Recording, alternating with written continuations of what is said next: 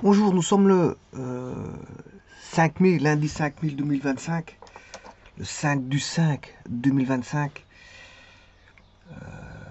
lundi, on retombe sur des éclaircies.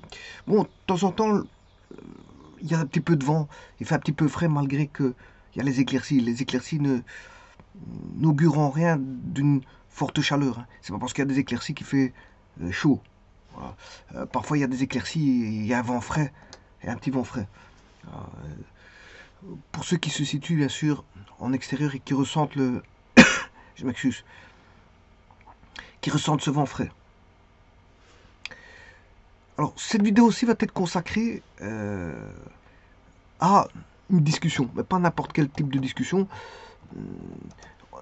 Des discussions, on peut en avoir, voilà, de plusieurs types. Par exemple, une discussion d'affaires, une discussion de rendez-vous, enfin un rendez-vous avec une discussion, par exemple une recherche d'emploi, avec un contact. Vous avez un contact et vous devez vous présenter un contact pour pouvoir discuter et mettre voilà, vos griefs en avant. Vos griefs en avant. Donc une discussion peut amener à différentes façons de voir les choses. Différentes façons de voir les choses parce que tout dépendra de l'interlocuteur de contact. Donc une discussion, ça peut être entre une ou des personnes, entre une, c'est son vis-à-vis, ou des personnes, il peut y avoir plusieurs personnes en face de la personne que vous allez discuter. Et donc, on aura toujours des contacts. Ces contacts, je les mets avec X parce que ça peut être au pluriel. Alors, comme je vous l'ai dit, il y a, avant toute chose, quand on va rencontrer des personnes, on va rencontrer des contacts qui vont nous écouter ou vous écouter dans la discussion. Donc, si vous êtes la principale personne à qui vous allez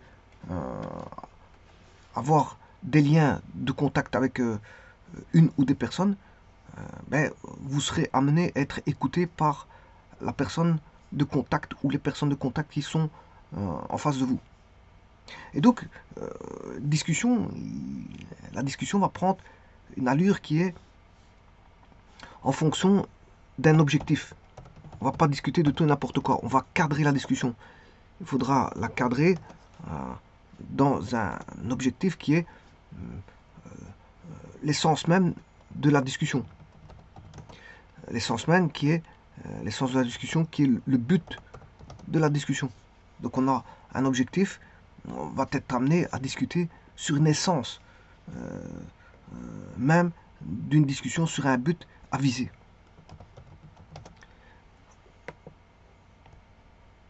La finalité, c'est que les objectifs que vous avez visés au départ soient atteints. Les objectifs de départ soient atteints. Donc en fait, ils soient finalisés et que vous avez passé votre test. En fait, c'est un espèce de test. Les objectifs atteints. Alors, est-ce qu'ils sont atteints complètement, partiellement? Voilà. Et c'est là que le contact verra si vous satisfaisez bien, voilà, à la, parce que, attention que vous avez vos objectifs, mais il y a, il y a une réunion entre vous et une personne de contact, c'est parce qu'en fait, bon, il y a un désir de satisfaction de part et d'autre. Il y a un désir de satisfaction de part et d'autre. Que chacun soit satisfait de la réunion. Et donc, dans ce cas de figure-là, ça veut dire que les deux personnes ont des objectifs. Les objectifs ne sont pas visés uniquement dans un sens. Donc il y a la personne, donc il y a vous, mais il y a l'interlocuteur ou vos interlocuteurs, parce qu'ils peuvent être à plusieurs, à se présenter le jour de la réunion. Et donc, là aussi, eux, ils ont des objectifs. Ils ont des objectifs aussi. Donc, dans ce cas de figure, qui atteint ses objectifs, mais c'est les deux parties qui doivent atteindre d'un commun accord. Chacun doit atteindre ses objectifs qui lui sont fixés. Donc, il n'y a pas que, voilà, que vous-même, si vous allez à une discussion, à une réunion de discussion, pour mettre en avant vos points de vue, voilà. Donc ça veut dire qu'une réunion, comme j'ai toujours dit, ça se prépare. Hein. On n'arrive pas, je veux dire, en se disant on va dire ça, ça, ça, alors que bon, en finalité, vous n'avez pas atteint vos objectifs parce que, je veux dire, vous avez raté votre discussion parce que vous avez pensé, en finalité, quand vous êtes sorti de là, vous aurez dit, oui, j'aurais pu dire ça, j'aurais pu dire ci, j'aurais pu dire ci, j'aurais pu dire ça, mais j'aurais pas, je n'aurais pas dû dire ceci, je n'aurais pas dû dire cela. Donc en fait, vous êtes contraint à faire une auto. Vous n'êtes pas satisfait parce que vous revoyez voilà, le passé de la réunion, le déroulement de la réunion, et vous remarquez que il y a beaucoup de choses qui ont été dites qui ne devaient pas être dites, et qu'il y a des choses que vous avez oublié de dire ou que vous êtes passé à côté. Ou que vous êtes même passé à côté de certaines questions qui étaient posées par voilà, les interlocuteurs ou l'interlocuteur. Donc le schéma, il est valable dans les deux sens. Donc, et dans la discussion, il y a les objectifs qui sont là, qui doivent être atteints aussi par... il n'est pas à sens unique. La réunion n'est pas à sens unique. C'est-à-dire que on ne vient pas pour satisfaire les objectifs de l'autre. On vient pour justement mettre en accord les objectifs de tout le monde.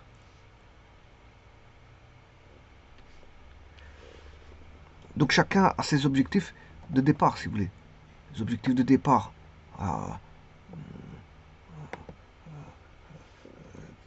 Les objectifs, chacun a ses objectifs de départ. Et chacun a ses objectifs qui vont être mesurés. C'est-à-dire si les objectifs de départ sont atteints ou partiellement atteints. Et là, ça fait le bulletin. Un bulletin, c'est un petit peu ça. Si vous avez réussi à 60%, en partie, vous avez 60%, voire 70%.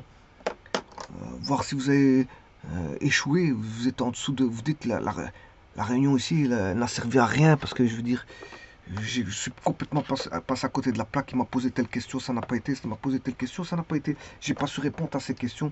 Je n'étais pas vif dans la manière de répondre. Je n'étais pas... là, j'avais un comportement qui ne répondait pas à ce qui était demandé par la partie adverse.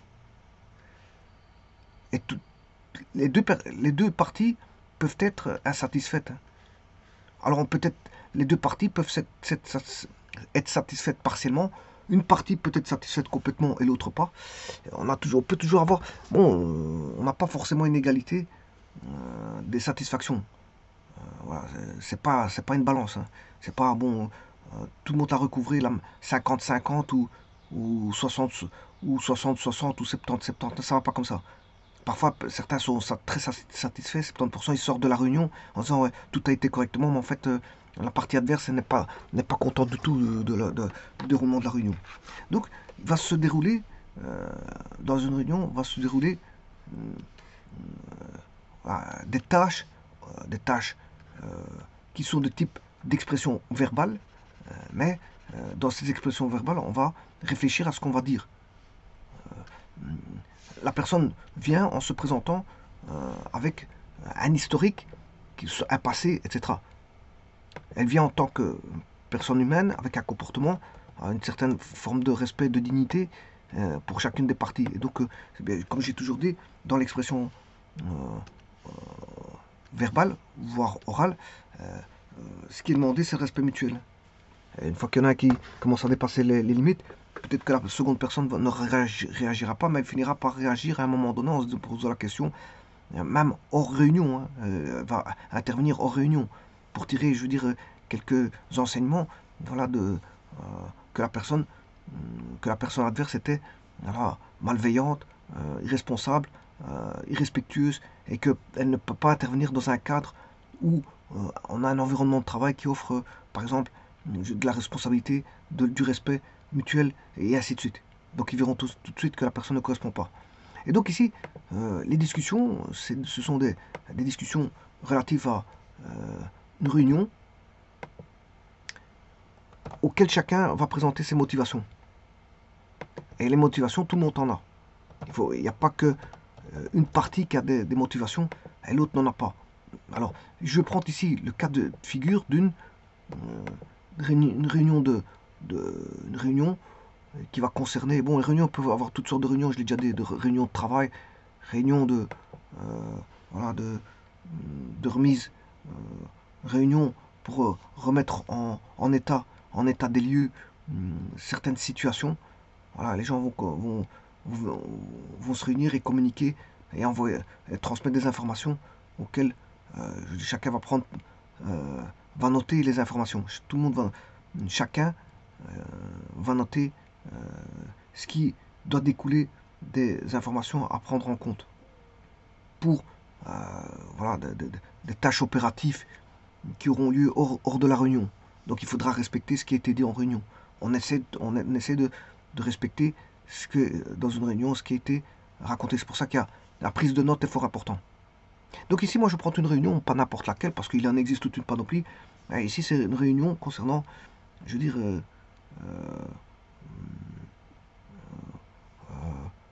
réunion de présentation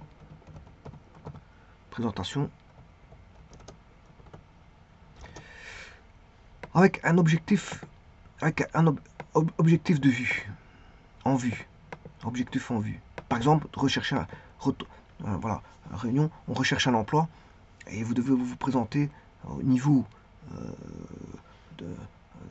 chez un employeur, vous devez vous présenter chez un employeur et l'employeur va vous écouter. Donc il va vous donner, va vous mettre une date, il va fixer une date de réunion à l'agenda que vous devrez respecter et être présent avant l'heure, c'est-à-dire être sur le parking 30 minutes à l'avance, voilà, 30 minutes à l'avance, hein, voilà, ça c'est toujours bon. Vous vous installez et vous lisez en attendant que vous lisez un petit bouquin en attendant de vous patientez en lisant un petit bouquin ou autre, hein, vous occupez, vous faites de l'occupation, ou alors vous mettez vous réglez les derniers détails ou vous pensez à ce que vous allez raconter au cours de la réunion, vous notez des questions. Donc il y aura bien sûr des prises de notes. Beaucoup de prises de notes. Avant, pendant et après. Avant la réunion,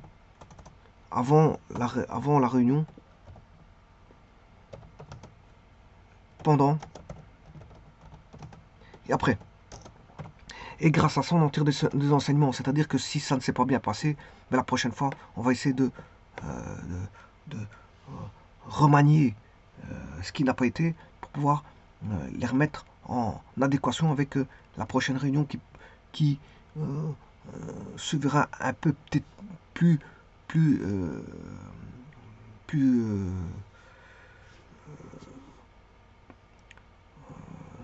plus en conformité avec le moment. Si ça n'a pas été une fois, mais la deuxième fois, on essaie d'améliorer les choses. À la deuxième réunion. Si cette deuxième fois ça ne va pas, on essaie de s'améliorer pour une troisième fois. Donc, c'est pas parce que vous avez raté une réunion que vous allez rater toutes les réunions. Une réunion, ça se prépare et vous prenez des notes et vous en tirez des enseignements. Donc on en tire des conclusions. Tirer des enseignements, c'est tirer des conclusions. Est-ce que ça s'est bien passé? Si pas, qu'est-ce qui n'a pas été? Et qu'est-ce que je peux améliorer pour la prochaine réunion? Donc c'est pas parce que vous avez raté une réunion que vous allez rater toutes les réunions. Le tout, c'est de mettre les éléments en place pour pouvoir ne plus jamais rater pour ne plus rater la prochaine. Parce que c'est pas parce que vous avez réussi quelques-unes que vous allez les réussir toutes. Non. Je veux dire, ça se passe pas comme ça. Une réunion n'est pas l'autre, hein. Une réunion, ce n'est pas l'autre. Alors donc ici, je vais voir une réunion de présentation qui est une réunion comme quand vous cherchez un emploi et que vous devez aller voir une personne de contact qui va peut-être vous faire entrer dans une boîte en signant un éventuel contrat de travail. Donc il faut du respect. Vous allez là-bas. Alors le respect, c'est toujours, hein. C'est pas que uniquement au niveau de l'entretien, et puis quand vous êtes embauché, ben, vous croyez que vous êtes chez vous. Vous n'êtes pas chez vous. Une entreprise, quand elle vous accueille, elle demande le respect tout le long cours. Voilà, même si vous vous énervez, ben, il faut pouvoir patienter. La patience, c'est une arme de combat lorsqu'on travaille. Et si travaille 20 ans dans une entreprise, c'est 20 ans de patience, hein. Voilà, on entend des vertes et des pas mûres de tous les côtés. Il faut savoir rester le plus patient possible, même si c'est très difficile. Même si c'est très difficile. Parfois, il y a des personnes qui sont, je veux dire, impulsives, mais justement, si on voit qu'elle est trop impulsive, à ce moment, on va se dire, bon, la personne ne convient pas pour le travail. Voilà, donc, je veux dire, il faut garder son calme. Et je dirais même, il faut garder son calme durant toute son existence, hein, parce que durant toute son existence, on a affaire à des éléments extérieurs qui sont toujours négatifs, voilà, négatifs, à tous les niveaux, à tous les niveaux. Vous pouvez avoir un voisin, voilà, qui vous ne vous entendez pas avec un voisin parce qu'il y a un voisin qui est voilà, un comportement difficile, un mauvais comportement, ou voire qui a une maladie mentale et qui voilà, ne sait pas ce qu'il fait très bien, comment elle réagit. Elle n'entrevoit pas comment elle se réagit, enfin comment réagit cette personne elle-même. Elle ne voit pas comment elle réagit elle-même. Donc elle réagit tout azimut sans prendre conscience de ses réactions. Sans prendre conscience. Donc là, vous pouvez avoir un voisin comme ça et vous en écarter parce que je veux dire, ça peut voilà, mal terminer. Donc évidemment, vous gardez patience et vous essayez d'éviter tout problème. Tout problème. Et donc la patience, c'est pas un jour, 2 jours, 3 jours. C'est toute sa vie qu'on a de la patience. Même si c'est très difficile, c'est comme ça. C'est un exercice de tous les jours de pouvoir garder son calme, d'être patient. Voilà. Et donc, dans une entreprise, quelles que soient les motivations qui peuvent arriver, qu'elles soient positives, enfin, qu'elles soient positives, ça va, c'est intéressant parce que c'est satisfaisant, c'est une satisfaction d'avoir voilà, des, des positions positives venant d'autrui dans une entreprise. Mais maintenant, si c'est négatif, ben, il faut savoir garder son calme.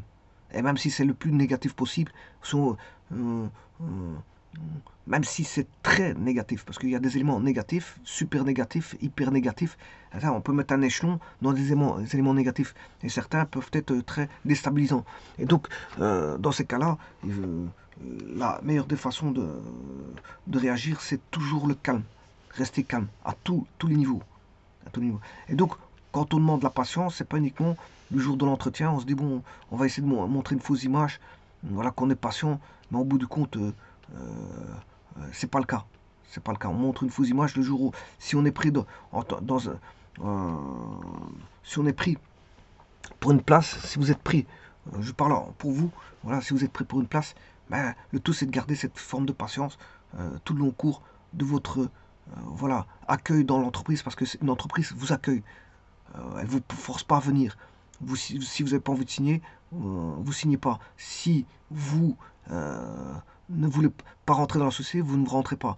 Si maintenant vous êtes récalcitrant euh, au sein d'un emploi, au sein d'une entreprise, et que l'entreprise vous dit à plusieurs reprises de vous calmer, si vous ne respectez pas le cadre, euh, on va dire, les fondements même de l'entreprise, si vous ne les respectez pas, notamment celui du respect mutuel et de la patience, à ce moment-là, l'entreprise vous dira, écoute, les portes sont là, vous pouvez sortir. Voilà, c'est là que certaines personnes ne veulent pas sortir et essayent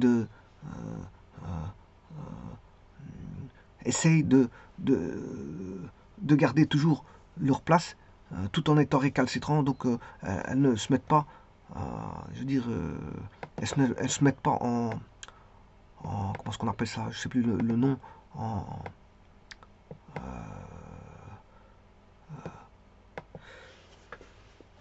elles, elles se remettent pas en question. Elles se remettent pas en question. Donc, quand une entreprise vous fait des remarques, au travers d'un chef, parce que c'est généralement il y a un chef qui s'occupe de tout ça. C'est pas le patron, parce que le patron, ouais, il a autre chose à faire que de s'occuper, voilà, de la psychologie des personnes. Voilà, le patron, lui, il s'occupe, voilà, de ce qui est affaires propres de l'entreprise, hein. Il va pas commencer à s'occuper de tout et n'importe quoi. Donc, il va, qu'est-ce qu'il va faire? Il va déléguer des tâches qui sont euh, propices à d'autres personnes, notamment ce qui est la gestion de conflits. Ben, on va l'attribuer à des personnes adéquates, à des personnes adéquates au sein de l'entreprise. Donc il va nommer des personnes pour dire, bon, de gérer tel comportement, tel comportement, tel comportement. Si maintenant ça va au-delà de certains aspects, ben, je veux dire, on peut avoir, voilà, on peut être envoyé. Si dans une école, vous faites, voilà, quelqu'un fait le mariole, je veux dire, une fois, c'est pas grave. Deux fois, c'est pas grave, mais à un moment donné, quand le professeur vous dit d'arrêter de faire le mariole, il faut arrêter. Parce que si vous allez mettre la classe en difficulté, notamment, vous pouvez, celui qui fait le mariole, il peut voilà, faire en sorte que la classe dégénère, que tout le monde part dans, dans, dans un espèce de délire qui est celui du mariole. Et si tout le monde commence à partir dans ce jeu-là, ben, on déstabilise toute une classe complète. Bon, c'est le brouhaha, comme on dit, brouhaha, c'est-à-dire il y a beaucoup de bruit, on ne s'entend plus parler, et le professeur ne sait plus donner cours. Voilà, c'est aussi simple que ça. Et donc là, il faut recadrer tout ça. Mais maintenant, s'il y en a un qui vous essayez de recadrer avec une personne qu'elle ne veut pas se recadrer, une fois, deux fois, trois fois, et à un moment donné, on la met face à voilà, à ses responsabilités et on lui fait, on, on lui fait dire, on lui fait des remarques, des remarques avec des remarques qui peuvent être des remarques assez rudes. Style, bon, si ça continue comme ça, ben, je veux dire, c'est la porte qui vous attend. Et donc c'est vraiment un avertissement, un premier avertissement, et puis peut s'en suivre un second, voire un troisième. Et au bout du troisième, je crois qu'il n'y a plus d'avertissement. Là, c'est vraiment, je veux dire, un, un événement malencontreux qui peut arriver, c'est-à-dire c'est voilà, le renvoi de la personne, soit de l'entreprise, soit de l'école, ou si c'est un cas d'école, ben il va être renvoyé de l'école s'il fait trop le mariole. Maintenant, s'il fait le mariole, euh, je veux dire, dans une entreprise, ben on verra que tout dépend. Tout dépend. Je veux dire, là, il y a un certain jugement du patron. Si c'est quelqu'un qui travaille très bien et qui fait un petit peu le mariole, on va essayer de le recadrer au niveau de son comportement. Voilà. Mais maintenant, si c'est quelqu'un qui, bon, il fait le mariole, en plus de ça, il n'y a rien qui avance comme travail, ben, on va dire que la personne, un, elle fait le mariole, deux, elle perturbe l'entreprise, et trois, je veux dire, elle fait en sorte que le rendement n'y est pas à cause d'un mariole. On va dire ça comme ça. Bon, ceci étant dit, j'en reviens à ma réunion de présentation. Avant une réunion, ben on vient 30 minutes à l'avance. Euh, alors, on peut se présenter 15 minutes. On peut venir sonner aux portes de l'entreprise, euh, tout en étant dans le parking, hein. Vous pouvez patienter dans le parking, voir l'extérieur du parking, voilà, et lire un petit bouquin, puis rentrer dans le parking. Là, on vous fait rentrer. Je suppose qu'il y a des barrières électriques, ou voilà, des barrières, quelles qu'elles soient, hein. Euh, les barrières s'ouvrent, euh, votre véhicule rentre dans le parking, si vous venez en véhicule, bien sûr, et vous attendez, voilà, 15 minutes, histoire que 15 minutes avant, vous soyez prête à sonner à la porte. Et là, quand vous sonnez à la porte, on vous dira, probablement, il y a de fortes chances qu'ils vous diront de patienter encore. Donc vous allez dans une salle d'attente, et vous patientez là-bas, encore en lisant, tout en lisant vos bouquins, ou en vous occupant de la meilleure des manières possibles. On va dire ça comme ça. Ah, donc comme je dis, dans une réunion de présentation, euh, alors bien sûr, il faudra faire attention à vos démarches. Il faudra faire attention à ce que vous racontez dès l'entrée. Dès l'entrée, je veux dire, avec le personnel d'accueil, et ainsi de suite. Parce que le personnel d'accueil, bon, comme tout être humain, va vous juger. Bon, il y a beaucoup de personnes, bon, il y a beaucoup de choses qui trottent dans leur cerveau. Et ils vont vous juger, ou ils vont se dire, vous donner un aspect en, en- avec un simple regard, ils vont vous donner un aspect. Bon, ça, c'est humain. C'est tout le monde qui va faire ça. Voilà. On va dire ça comme ça. Surtout si elle vous a jamais vu. Bon, c'est comme ça. C'est un petit peu spécial. Bon, ceci étant dit, donc on aura, quand vous êtes appelé par la personne, par votre vis-à-vis, pour rentrer dans le local de réunion, là, à ce moment-là, on va vous demander de vous asseoir. Vous asseyez pas avant qu'il vous a fait voilà, l'invitation. Vous vous asseyez lorsqu'il vous invite à vous asseoir. Sinon, vous restez debout. Vous prenez pas l'occupation voilà, d'une place sans que c'est la moindre des politesses, hein, sans qu'on vous ait fait voilà, la réflexion de vous asseoir. Tant qu'il n'y a pas cette invitation, voilà, la réflexion d'invitation, eh bien, vous restez debout. Vous restez debout. À ce moment-là, si on vous dit de vous asseoir, à ce moment-là, vous prenez place. Et ça, c'est voilà pour n'importe quel bureau. Voilà. Et une fois que vous êtes assis, bah, vous pouvez commencer voilà, à sortir vos feuilles et de quoi écrire. Vous vous mettez en place les choses, les cadres. Voilà. Donc, et là commencent les étapes d'une réunion. On a des étapes. Alors, la première étape, c'est une introduction.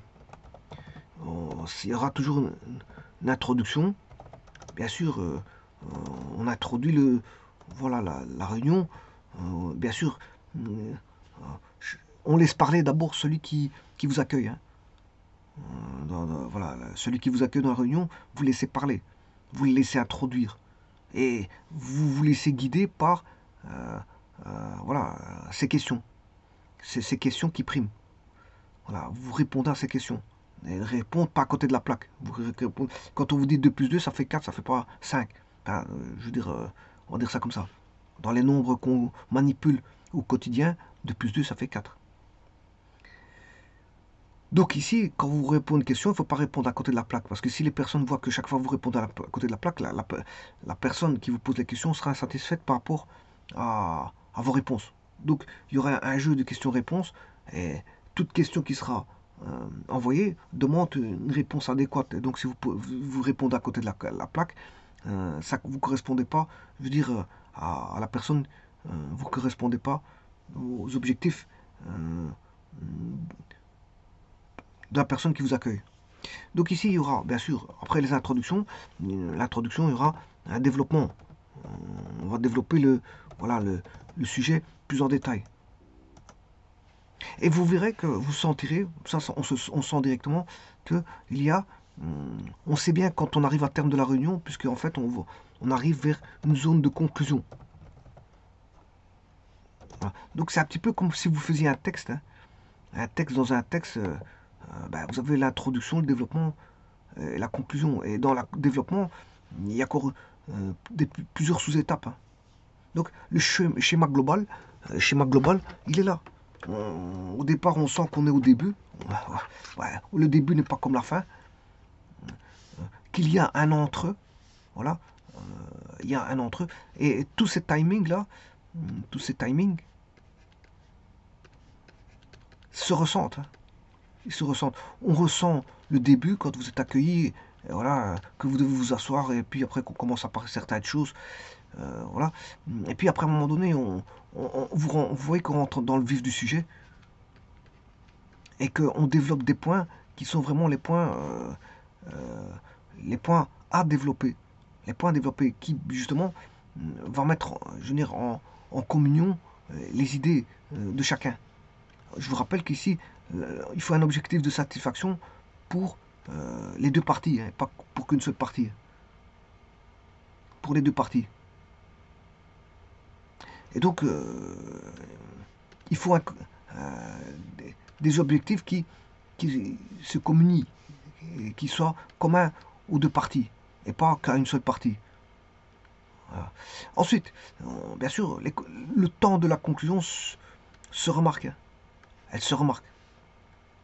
Le temps de la conclusion se remarque. On sent qu'on est vers une situation de fin pour laquelle on est presque bientôt poussé par la porte, ou voir on a envie de sortir. Parce que je veux dire, on n'a pas envie de dire plus. On n'a pas envie de dire plus. Voilà. Voilà. Donc ces timings-là sont phasés et on les ressent.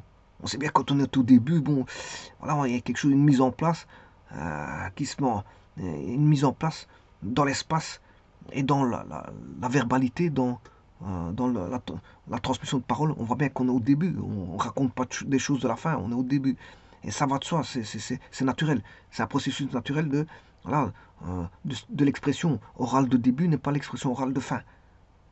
Voilà, le vocabulaire de début n'est pas le vocabulaire de fin. Voilà, les sujets abordés ne sont pas de début. Le sujet voilà, de l'introduction n'est pas des sujets qu'on va aborder en cours de, voilà, en cours de réunion. Et voilà. Et donc, tout ça vous amène à faire quoi doit vous amener à faire, on va dire, un plan. Un plan. Alors, un plan, ces plans-là,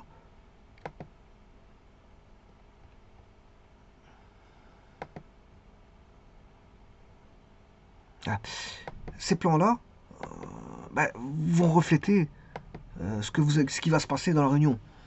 Donc on va, c'est quand même un petit peu en géométrie dans le plan, géométrie dans le plan où je vais me voir, voilà, géométrie euclidienne dans le plan. Ben, parfois on a des processus de construction à établir. Alors qu'est-ce qu'on fait? Ben, on établit, on suppose que la construction est préétablie. Et à partir de là, on va raisonner pour faire un montage de construction. Donc une fois qu'on a le processus qui est voilà, phasé, on connaît les phases parce qu'on a démonté on a supposé le problème résolu, on l'a démonté point par point pour finir en finalité de savoir comment on le construit. Comment on le construit. On a démonté le problème pour le remonter. Ici, c'est la même chose. C'est de penser la réunion, comment elle va se passer. C'est de la penser.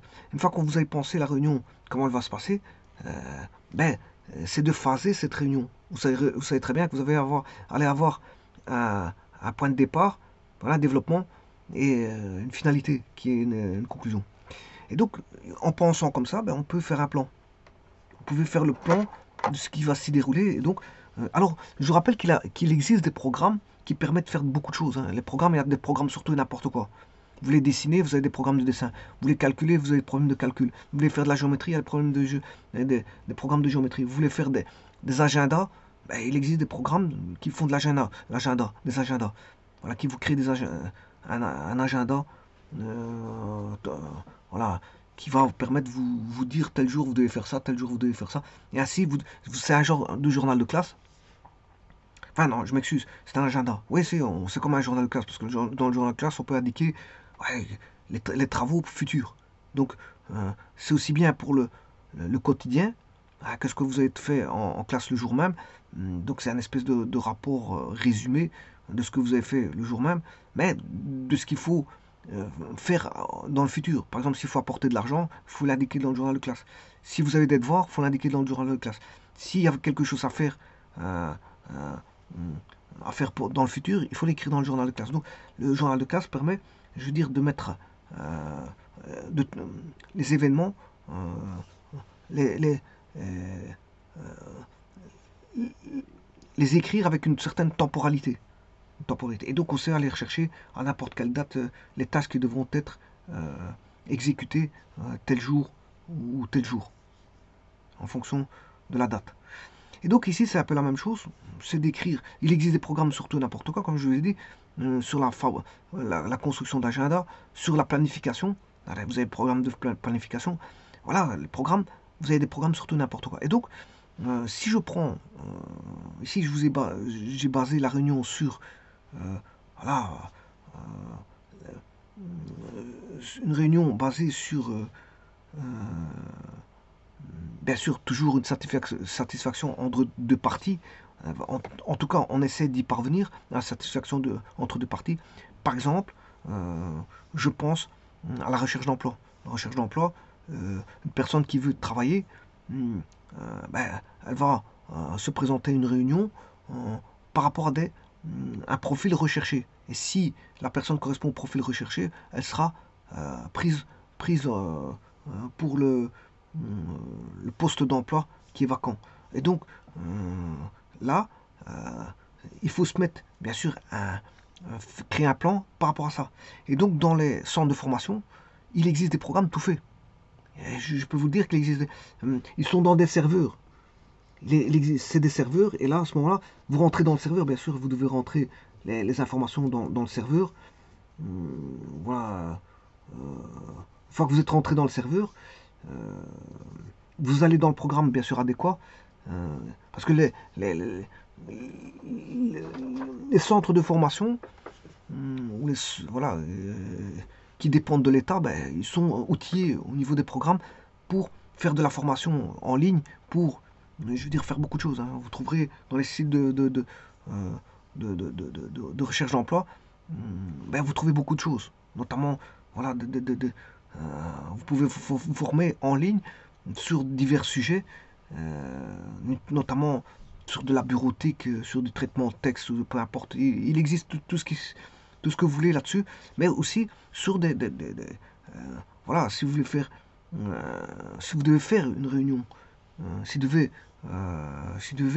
participer à une réunion, ben, il existe voilà, un programme tout fait dans le serveur même. Pour ça, bien sûr, je crois euh, il faut, pour rentrer dans le serveur, il faut bien sûr avoir un nom d'utilisateur et un mot de passe d'office. Comme ça, une fois que vous avez un mot de passe, vous pouvez rentrer dans le serveur.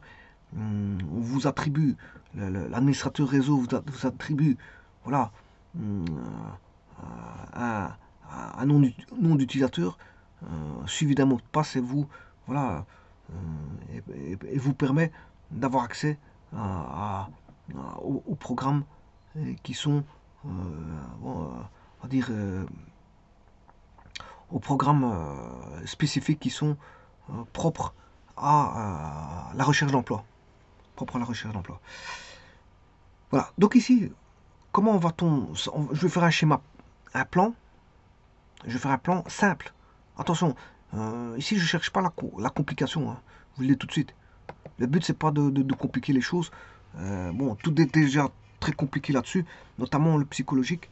Euh, Il y a le point de vue psychologique qui est compliqué, il y a le point de vue, voilà, du moment, parce que se rendre à X kilomètres de chez soi, je veux dire, pour certaines personnes c'est déjà compliqué. Rencontrer une personne, parfois c'est encore des complications pour certaines personnes aussi. Euh, tout peut être compliqué, hein. Le nouvel environnement peut être compliqué. Voilà, la complication, elle est de tous ordres, hein. Elle peut provenir de tous ordres. Enfin, je m'excuse, elle peut provenir de tout ordre. Elle est d'ordre, je veux dire, environnemental, de type, je veux dire, environnemental dans le sens où c'est peut-être loin de chez vous, ou c'est peut-être, je veux dire, un environnement que vous n'avez jamais vu, qui est étrange, que voilà, vous êtes pris par l'environnement, hein, un environnement qui vous sécurise, un environnement qui vous ne sécurise pas. Voilà, un environnement à l'autre, c'est pas la même chose, hein, voilà. Il y a des environnements, voilà, l'environnement va jouer beaucoup, et il y a le social. Vous allez rencontrer des gens ouais, que vous ne connaissez pas, je veux dire qui ont peut-être un certain regard sur vous, d'une certaine façon, et voilà. Et il y a toute une panoplie de complications qui est de type psychologique à prendre en compte. Et je dirais même, c'est plus que du psychologique, c'est du psycho-affectif. Et qui peut être aussi, qui relie bien sûr au système nerveux, hein. Au système nerveux. Au système nerveux. Parce qu'il n'y a pas que le cognitif, il y a le psychologique aussi, hein.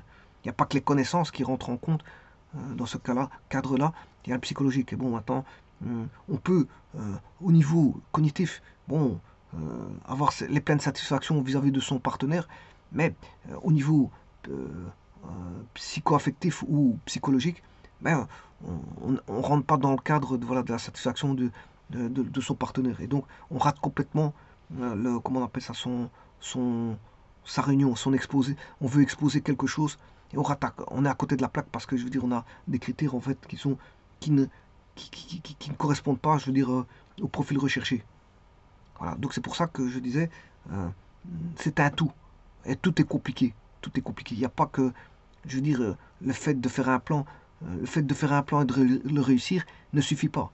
Et voilà, ça ne garantit pas le succès de la réunion. Parce que la réunion, c'est un tout. C'est un tout. C'est un profil, c'est une tenue, c'est un comportement, c'est une façon de parler, c'est voilà, des mimiques au niveau du visage. Voilà. Si vous venez pour une place de vendeur et que vous riez pas, que la personne voilà, présente voilà, on va dire un visage qui n'est pas communicatif, notamment avec un sourire adéquat, le jour de la réunion, ça se verra tout de suite. Et bon, ils prendront en considération cet élément en compte et bon, fera en sorte que la personne ne sera pas prise rien que parce que la personne n'a pas souri tout le long cours de la réunion. Alors bien sûr, certaines personnes rentrent dans une réunion et croient tout dire. Et là, on tombe dans des espèces de névroses où la personne raconte tous ses problèmes. Là. Et donc, la réunion n'a pas trait. Voilà, ce n'est pas une réunion à trait psychologique, mais une réunion qui doit manier la psychologie, le psycho-affectif et, bien sûr, le cognitif. Donc, c'est un tout. On ne vient pas raconter ses problèmes et puis on sort de là. Qu'est-ce qu'on a, je veux dire, raconté de, qu'est-ce qu'on a, qu'est-ce qu'on a, qu'est-ce qu'on a apporté de plus, enfin, qu'est-ce qu'on a montré qu'on pouvait apporter de plus à l'entreprise si on vient avec déjà des problèmes, voilà, des problèmes mentaux, psychologiques ou autres. On vient exposer ces problèmes de santé, par exemple, ce qui n'a pas très ce qui n'a pas lieu d'être fait parce que les problèmes de santé, ce sont toujours des problèmes qui sont, je veux dire, inhérents à la personne même et donc qui doivent être tenus, je veux dire, comment on appelle ça, au secret, médical. Voilà. Mais maintenant, si la personne expose ses problèmes, qu'ils soient d'ordre mentaux, voire psychologique, voire psycho-affectif, relationnel, je veux dire, bon, l'entreprise n'est pas là, n'a pas vocation, je veux dire, n'a pas vocation de prendre des problèmes des gens à problème. Voilà, des gens à problème qui, je veux dire, le jour où on va les mettre à l'épreuve, mais bon, seront déjà diminués. Ils ne seront plus, je veux dire, dans un état, je veux dire, de travail, mais dans un état en perpétuel, je veux dire, on va dire, combat avec leur maladie, voire perpétuel combat avec leurs relations affectives. Voilà, il peut avoir des relations de couple, voire relationnelles, voire des problèmes de conjoint, voire des problèmes d'enfants, etc. Tout ça peut poser des problèmes qui fait que bon, l'entreprise n'est pas là pour résoudre voilà, les problèmes relationnels de la personne qui est en face. Elle est là pour un objectif qui est celui de rechercher le meilleur profil qui va correspondre à une place vacante. Et c'est ça l'objectif de l'entreprise, c'est pas de ramener quelqu'un qui est malade ou qui a des problèmes autour de soi, problèmes voilà, de justice, problèmes des lourds problèmes de tous apports relationnels, etc. L'accueillir et après, bon, l'entreprise va voir que les problèmes extérieurs de la personne vont rentrer dans l'entreprise et vont, je veux dire, perturber, je veux dire aussi, vont perturber certains objectifs de l'entreprise. Parce que si la personne a des problèmes voilà, conjugaux, par exemple, et que ça se répercute au niveau de la personne quand elle vient travailler, ben, je veux dire, la personne est diminuée vis-à-vis de ses possibilités, de ce qu'elle peut donner à l'entreprise. Elle va venir diminuer. Elle ne viendra pas, je veux dire, avec ses pleines capacités.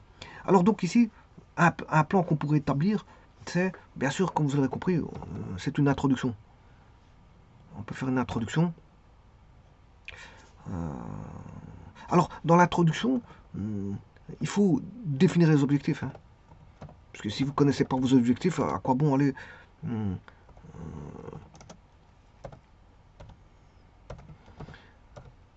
définir les objectifs.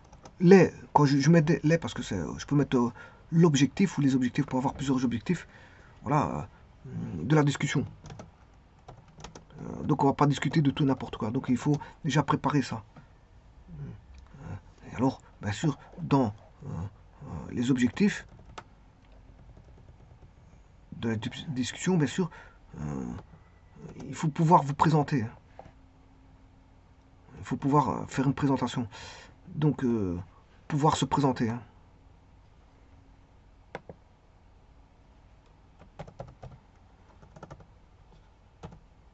Je dirais pouvoir, mais pouvoir n'est pas savoir.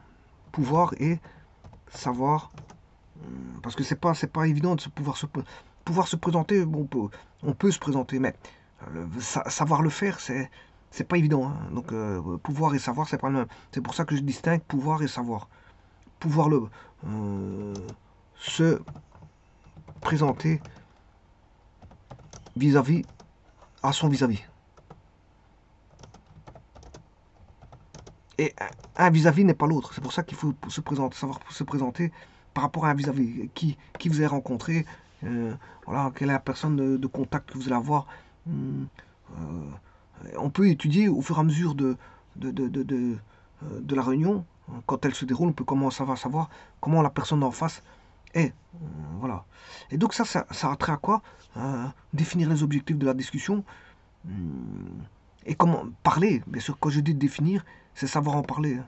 Définir les objectifs de la discussion et surtout savoir en parler. Encore une fois, ici je mettrai virgule, pouvoir et savoir en parler. Alors maintenant, savoir en parler, c'est pas commencer à faire voilà, une discussion. Il faut éliminer ce qui n'est pas intéressant dans vos objectifs, enfin, dans le savoir en parler. Il faut être, on va dire, bref et percutant. Bref et percutant. Ouais, il ne s'agit pas de faire, je veux dire, un livre, parce que ça va embêter la personne d'en face. Donc, il faut être bref et percutant, aller dans les idées les plus importantes du sujet, des objectifs. Le sujet, ici, ce sont les objectifs. Voilà. Enfin, je m'excuse. Il faut être percutant dans les objectifs à énoncer. Qu'est-ce qu'on va énoncer comme objectif? C'est pouvoir et savoir en parler. Donc il faut préparer ça. Le savoir en parler, faut le faire avant. C'est pas arriver là qu'on improvise les choses. L'improvisation, bon, si vous faites de l'improvisation, il y a des professionnels de l'improvisation. Si ça marche, tant mieux. Si ça marche pas, tant pis. Ça marche comme ça. L'improvisation n'est pas toujours un facteur de réussite voilà, d'une réunion. Certains verront tout de suite que la personne a improvisé, qu'elle n'a rien préparé. Voilà. Donc, parfois, ça se voit. Hein. Il y a des personnes en face qui ont voilà, des pouvoirs de détection, de voir voilà, si on a affaire à une personne qui n'a rien préparé, mais qui a un bagou, un savoir parler, et qui, bon, arrivé le jour même, ben, peut présenter parce qu'elle a un bagou. Elle sait s'exprimer oralement, mais elle n'a rien préparé. Donc, savoir préparer, c'est fort important, de telle manière à éliminer, je veux dire, voilà, euh, éliminer des choses qu'on ne devrait pas dire en réunion. La réunion, c'est pas de tout dire, c'est de dire des choses qui sont percutantes. Donc, c'est-à-dire qu'il faut éliminer, faire, voilà, décanter, décanter au maximum et être le plus bref possible. euh, Parce que une réunion, c'est pas 4 heures. Hein. C'est 4 heures. On va vous donner par exemple une heure. Et c'est comme partout. Quand on vous donne une heure, c'est vite passé. Hein. Pourquoi? Parce que déjà, les 10 premières minutes d'introduction, le temps qu'on vous accueille, que vous asseyez, que vous prenez vos affaires, il y a déjà presque 5 minutes, 5 à 10 minutes qui sont déjà passées. Voilà. Et à la fin, il faut remettre vos affaires voilà, dans votre valisette ou votre mallette ou dans vos. Voilà, fermer vos dossiers, etc. Ça prend encore 5 minutes, 5 et 5, ça fait 10. Si vous avez une heure, eh ben, il y a déjà 10 minutes de temps, je veux dire, qui sont improductifs, qui sont, je veux dire, passés. C'est comme ça, comme ça pour tout le monde. Et donc, ce qui veut dire que, bon, quand on dit une heure, 60 minutes, c'est pas 60 minutes, il vous restera plus que, voilà, en rendement effectif, ben, il vous restera 50 minutes pour discuter, je veux dire, de choses intéressantes. Et donc, intéressantes, c'est quand je dis intéressante, c'est justement d'enlever ce qui est inintéressant. Ce qui est inintéressant, il faut l'enlever. C'est ça que je disais. Parce que ce qui doit être percutant, c'est l'intéressant. C'est pas l'inintéressant. Si vous n'intéressez pas la personne, ben, la personne va regarder vite sa montre. Elle va regarder, bon, pour faire vite passer l'entretien. Elle va pas s'intéresser à votre profil parce que ce que vous racontez est inintéressant, donc on retrouve le profil inintéressant. Par la voix orale, on exprime, la personne qui est en face va exprimer euh, une, un jugement de profil par la voix orale. Donc si tout est mal exprimé, jugé, enfin si tout est mal exprimé, ou si les objectifs ne sont pas réellement, si la personne n'a pas les informations qui doivent être tirées au plus vite par la partie adverse, et que la personne tourne autour du pot, là, ça devient une discussion qui est inintéressante pour l'autre personne. Elle est insatisfaite et donc verra que, verra que l'objectif de l'autre n'est pas celui qui est préconisé par lui-même. Parce que l'autre personne raconte un petit peu tout n'importe quoi, elle ne fait pas, elle rentre dans les détails, raconte des choses qui n'intéressent pas son vis-à-vis. Et donc ça commence à prendre du temps et le temps qui est pris là, on aurait pu dire des choses plus intéressantes. Donc c'est pour ça qu'il faut cadrer les objectifs et essayer de les ramener voilà, des expressions brèves mais percutantes qui donnent l'information euh, que souhaite le vis-à-vis. Alors bien sûr, il y a pouvoir se présenter à son vis-à-vis, c'est la première chose. Bon, il ne faut pas se présenter pendant 4 heures, je vous le dis tout de suite. Une présentation, comme je dis, c'est une introduction. Si vous avez 50 minutes, la présentation doit prêtre de 5 voire 10 minutes, hein, pas plus. Voilà. Donc vous voyez que la préparation, le temps que vous vous asseyez, le temps que vous présentez, vous voyez que il y a déjà presque 20 minutes qui sont passées. Voilà. Voilà. Et donc là, c'est le déroulement de l'introduction. Et l'introduction, c'est pas toute la durée c'est pas toute la durée c'est pas toute la durée de la réunion. Parce que comme je dis, si une réunion dure 1 heure, c'est 1 heure, c'est pas plus. Parce que la personne en face, elle a autre chose à faire. Elle a d'autres tâches à exécuter. Donc si vous amenez dans l'agenda vous devez être présent à 14 heures, la réunion commence à 14 heures. Supposons que ça commence à 14 heures, mais si vous en dites 1 heure, c'est 1 heure. Hein. Parce que l'autre personne, bon, à 15 heures, elle a autre chose à faire. Donc c'est pour ça qu'il faut la terminer, il faut être très bref. Bon, vous voyez que ça, c'est... Alors, comme je l'ai dit, il existe des programmes qui permettent de faire ça. Hein. Comme j'ai dit, dans le cadre d'une recherche d'emploi, vous avez voilà, un programme d'État qui se retrouve dans des serveurs et qui permet de faire ça. Alors maintenant, les sujets.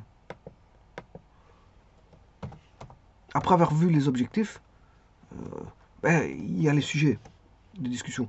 Alors, le problème, c'est que les sujets de discussion que vous devez introduire ici, il faut savoir de quel sujet vous avez parlé. Encore une fois, il faut être bref. On n'expose pas un livre ici. Hein. Voilà, c'est pas de mettre en relief, d'écrire un bouquin ou un roman. On vous demande pas ça ici. Je dis, il n'y a qu'une heure. Il faut subdiviser en introduction, développement et conclusion. Donc, la brièveté est de mise ici. C'est le maître mot. C'est le maître mot, c'est la brièveté. Être bref. Mais être bref en disant des choses intéressantes, percutantes. Des choses qui vont voilà, attirer l'attention de votre interlocuteur. Alors, ici, on va présenter, euh, vous devez présenter les principales idées, les idées que vous allez développer.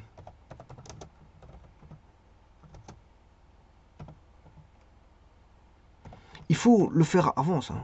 Voilà. Encore une fois, tout en restant, je veux dire, succinct. Succinct, ne pas trop être bref. Être bref. Voilà, le maître mot ici, c'est être bref. Et bref et percutant, de toute façon, bref et percutant. C'est parce que si on est bref, qu'on n'a rien raconté, ça sert à rien non plus. Ça sert à rien non plus. Donc, vous voyez. Alors, les sujets de discussion, j'ai mis S, hein, parce que, voilà. euh, alors, supposons qu'il y ait trois sujets. On va supposer qu'il y ait trois sujets. Ben, ici, vous avez compris qu'il y a. Si vous êtes dans votre plan, vous voulez exprimer trois sujets, ben voilà le premier sujet. Voilà le premier sujet. Qu'est-ce que vous allez faire? Un détail, succinct. Bon, succinct, je sais pas comment est-ce qu'on écrit ça. Bref, on va dire un succinct. Oui, bon, je vais mettre un détail, des détails, bref. Bref, bien sûr, sur ce sujet. Alors, vous pouvez donner des informations.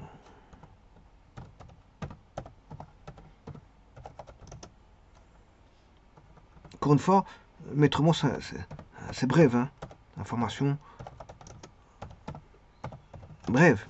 Ce mot va revenir assez souvent parce que on n'est pas dans le cadre d'un travail, on a 8 heures devant soi.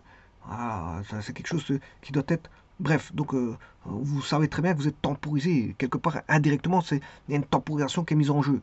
Vous avez une heure, c'est une heure. Votre vis-à-vis, si vous a donné une heure à mettre en,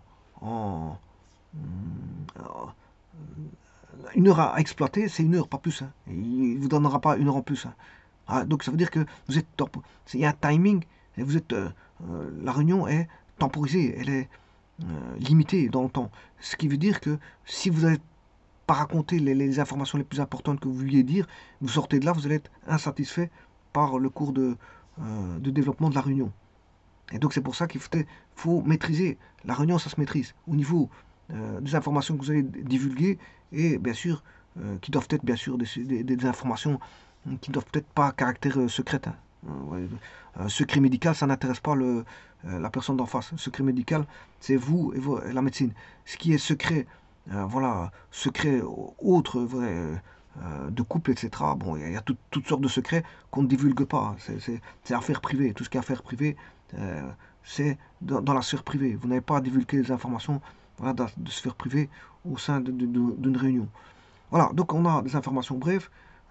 Et vous pouvez donner des exemples qui peuvent être aussi des exemples complémentaires, pourquoi pas. On complémente les informations par des exemples, tout en gardant un œil sur le timing.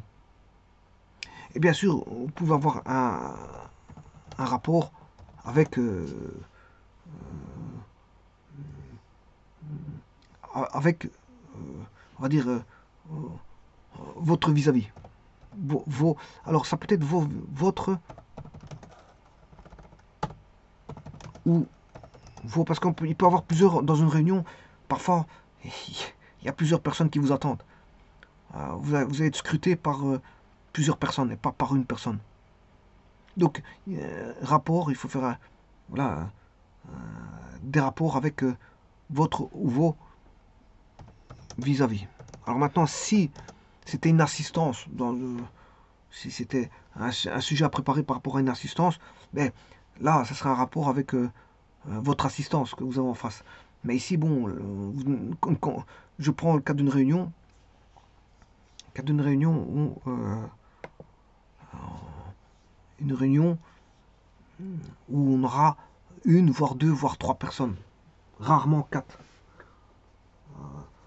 La plupart du temps, c'est une personne. Hein. Une personne. Alors, qui est cette personne? Si vous allez pour une recherche d'emploi, ben, vous allez avoir non pas le patron en direct, quoi qu'on peut l'avoir en patron en direct pour une petite entreprise, mais pour une petite et moyenne entreprise, enfin pour une moyenne entreprise, on pourra aller rechercher une personne qui est déléguée pour ça, c'est la personne, la ressource, le responsable des ressources humaines. Donc le responsable RRH, responsable des ressources humaines.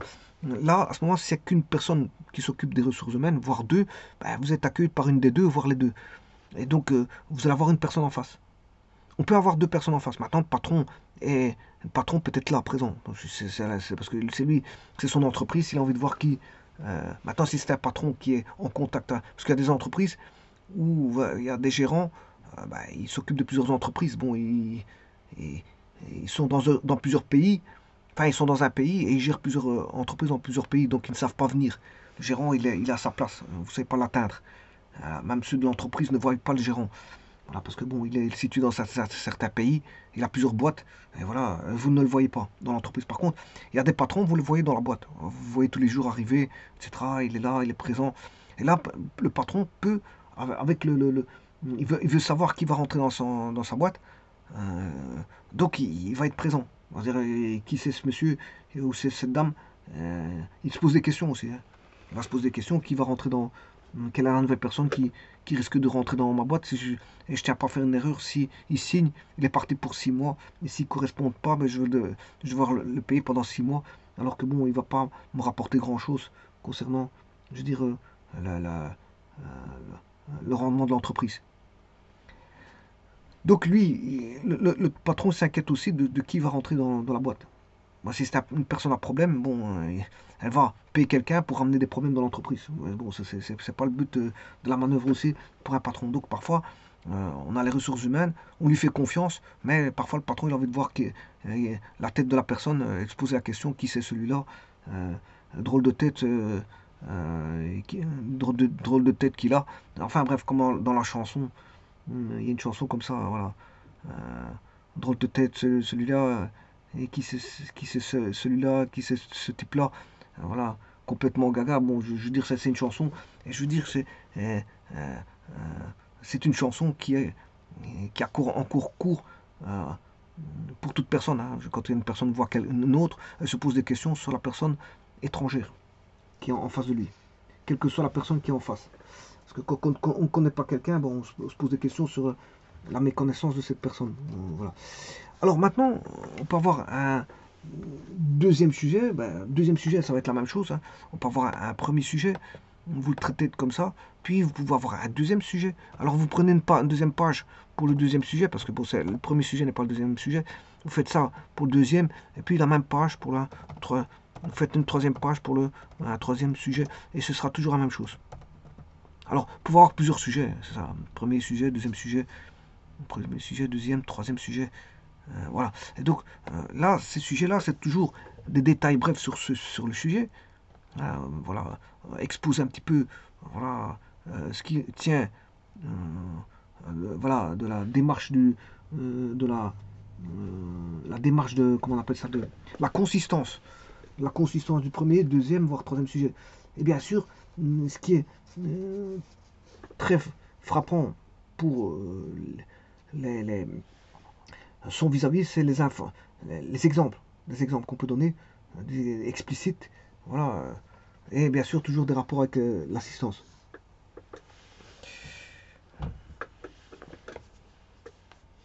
Avec l'assistance ou avec son partenaire, hein, si c'est un partenaire.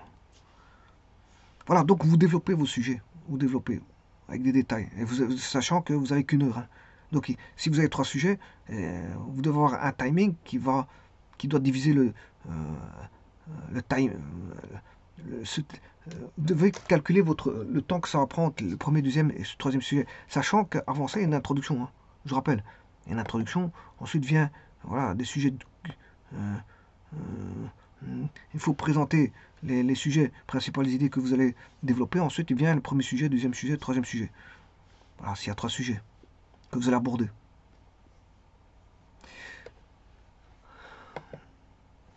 Ensuite vient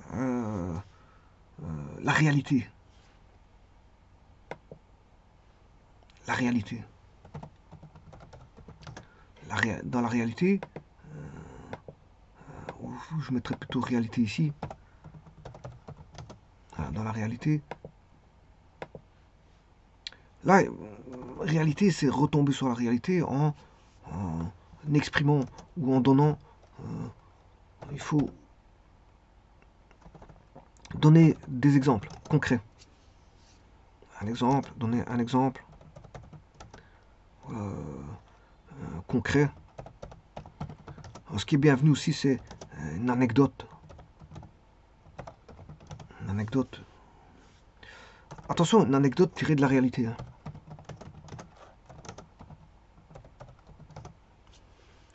Pourquoi pas? Voilà.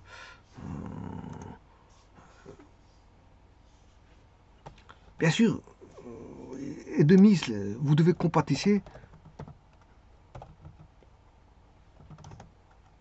avec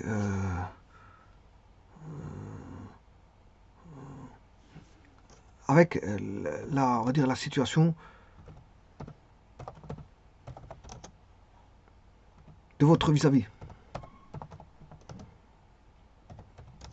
Vous n'oubliez pas que quand vous parlez, vous n'êtes pas tout seul. Hein. Vous n'êtes pas tout seul. Donc, ne vous parlez pas à un mur. Donc, vous parlez vis-à-vis d'une personne, un être humain en face. Donc, il faut quand même compatir avec bon, la discussion. Dans la discussion, il faut un échange qui est, je veux dire, bref. Un échange bref. Parce que vous êtes. Il y a un timing qui se cache derrière. Vous êtes voilà, il y a un temps qui vous est compté, c'est ça que je veux dire. Mais, euh,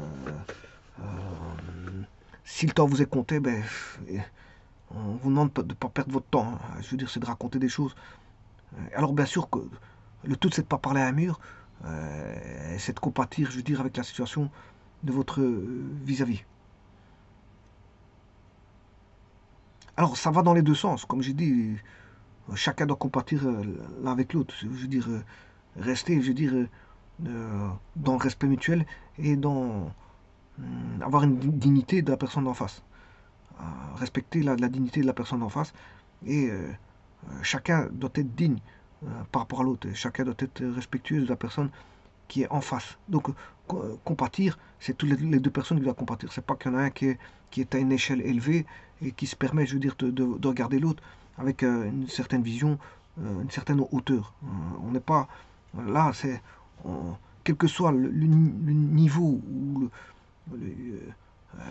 quelles que soient les connaissances d'une personne, quelle que soit voilà, la beauté d'une personne, quelle que soit, je veux dire, son compte bancaire, quelle que soit sa situation, je veux dire, élevée dans la société, quel que soit son rôle pris dans la société, dans une réunion, on met tout ça à la poubelle. Hein. On met tout ça à la poubelle. On repart à zéro. Et qu'est-ce qu'on veut dire par là? C'est que, je veux dire, on part d'une situation où on a deux êtres humains, l'un vis-à-vis de l'autre, et qu'on échange entre deux êtres humains.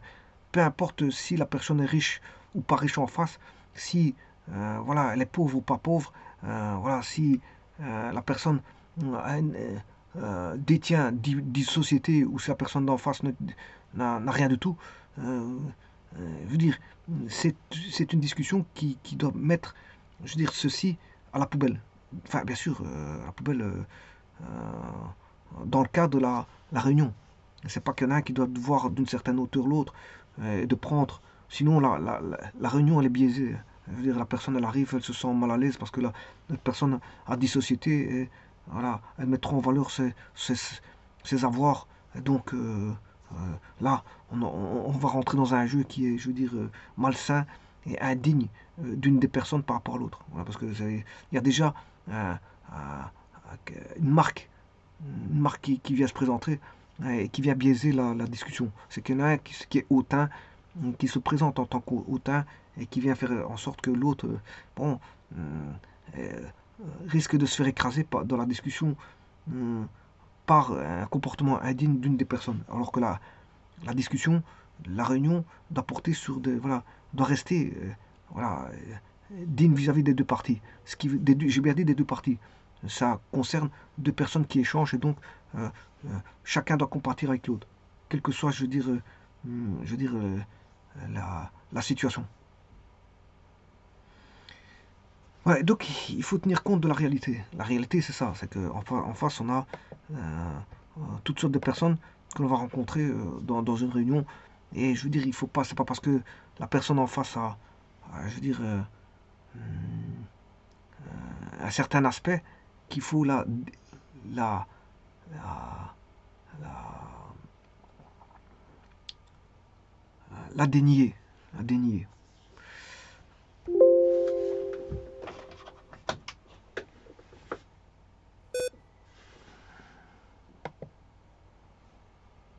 Bien sûr, on arrive au terme de la discussion, puisqu'ici on arrive aux conclusions. Vous voyez qu'on va vite y arriver sans que vous le vouliez. Le temps, c'est comme, je veux dire, le temps c'est comme de l'eau qui circule et vous êtes sur un bateau. Une fois que vous avez mis, vous avez décroché le bateau pour pouvoir prendre, je veux dire, une fois que vous avez mis les voiles pour pouvoir vous échapper du lieu et que les eaux vont, vont vous transporter vers d'autres cieux, eh bien, le temps c'est comme ça. Une fois que le temps commence à s'écouler, euh, ça part d'un moment A pour arriver à un moment B. Vous partez du début à la fin. Alors la fin, c'est vous arrivez à bon port. Alors est-ce que vous êtes arrivé à bon port? Ça je ne le sais pas. C'est bon port, c'est la satisfaction, je veux dire, de la réunion. Et chacun doit être satisfait à sa façon. À sa façon. S'il y en a qui est satisfait, l'autre, il n'a pas trouvé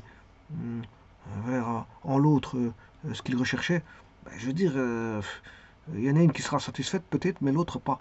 Donc, et justement, l'accord commun, c'est qu'on a une communion de satisfaction. Alors, si il y en a qui pensaient que ça a bien été et que l'autre n'est pas satisfait, ben, la, la réunion s'est mal passée pour l'une ou l'autre des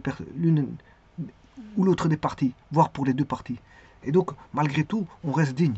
C'est-à-dire voilà, on se salue, malgré que ça s'est mal passé, on reste toujours digne dans la relation.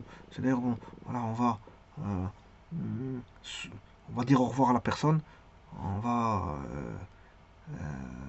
donner une poignée de main à la personne, le cas échéant, voire on va la remercier pour s'être présenté, et ainsi de suite. C'est pas parce que ça s'est mal passé que je veux dire il faut mettre un coup de pied au derrière et la faire sortir. Ça se passe pas comme ça. On reste digne de voilà on est des êtres humains. On, on reste voilà dans des conditions de dignité la plus absolue.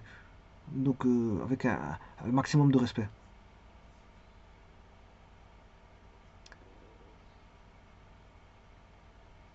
Donc, dans les conclusions, alors j'ai mis conclusion, mais je peux mettre un S. Il peut avoir plusieurs conclusions, hein. Il n'y a pas qu'une seule conclusion, il peut en avoir plusieurs. Et là, dans les conclusions, c'est pas de répéter tout ce qu'on a raconté, hein. C'est de trouver, vous devez trouver une formule, on va dire, percutante, percutante, qui résume votre, on va dire, position sur le sujet.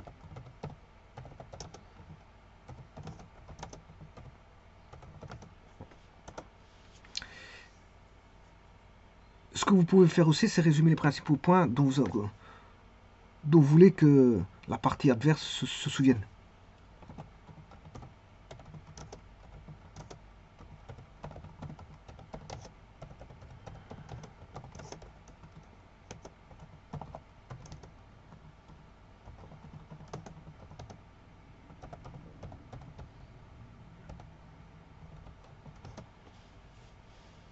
Alors, comme j'ai dit, dans ces cadres de figure, je veux dire, l'élément psycho-affectif est, est fort présent, hein.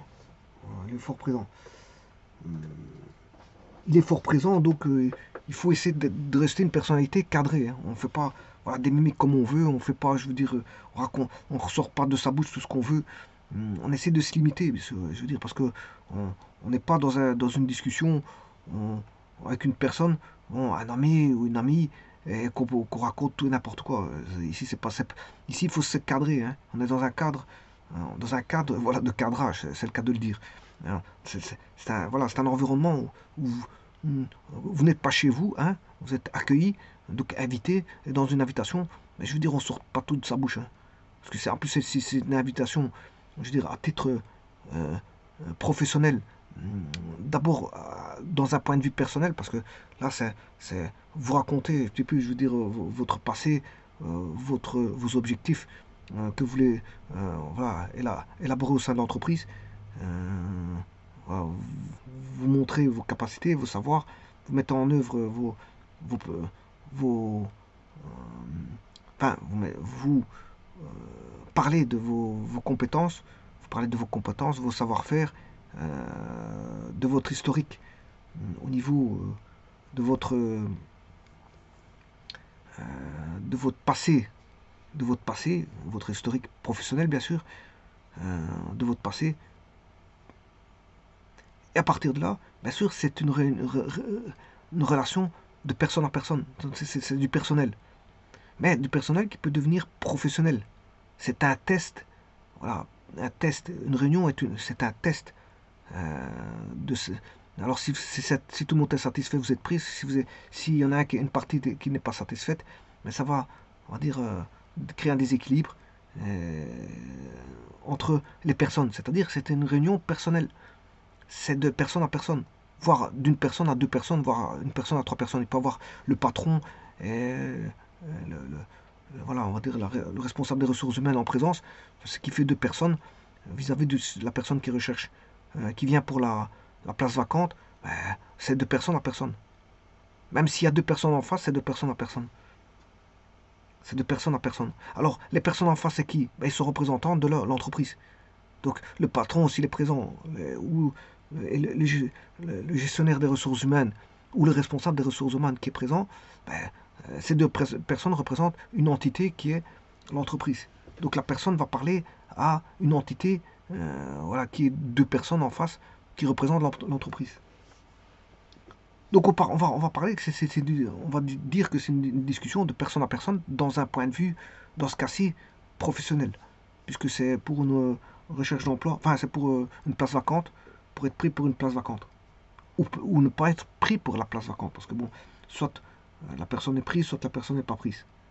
Soit elle satisfait aux conditions, voilà, conditions établie par l'entreprise, soit elle ne satisfait pas aux conditions citées par l'entreprise. Et donc la personne doit rentrer dans le moule. Voilà, si elle ne rentre pas dans le moule que l'entreprise a forgé, elle établit un profil psychologique et psycho-affectif et un profil, on va dire, professionnel. Voilà, elle met un bagage en face. Si la personne d'en face ne rentre pas dans ce bagage-là, ben, vous aurez compris qu'elle n'aura pas la place. Hein. Donc la personne d'en face doit rentrer dans un moule qui est psycho-affectif, voilà, et de savoir-faire et de savoir-faire, bon, c'est-à-dire la compétence. Il doit avoir une compétence bien définie et un profil psychologique bien défini. Parce que comme je l'ai dit, on ne fait pas rentrer n'importe quel profil psychologique dans une entreprise. Si c'est pour embaucher quelqu'un qui a des problèmes et qui ramène des problèmes au sein de l'entreprise n'en veut pas. Elle a déjà assez de problèmes à gérer avec voilà, pour la bonne marche de l'entreprise. Et donc là, on a affaire à. Donc vous voyez que c'est une réunion qui est personnelle, et dans ce cas-ci, c'est dans le cadre d'une réunion professionnelle. Donc il y a la personnalité et le professionnalisme qui doit rentrer dans un moule. La personnalité et le professionnalisme doivent rentrer dans un moule. S'il ne rentre pas dans le moule, ben, tant pis pour lui, il ne sera pas pris. Et donc il ira voir une autre place pour voir si son profil ne correspond pas pour une autre société, pour les mêmes, enfin pour un autre profil, voire un autre profil psycho-affectif, voire professionnel. Et donc ici, je vais reprendre une nouvelle. Alors, l'étape suivante, qui est la dernière, les étapes suivantes.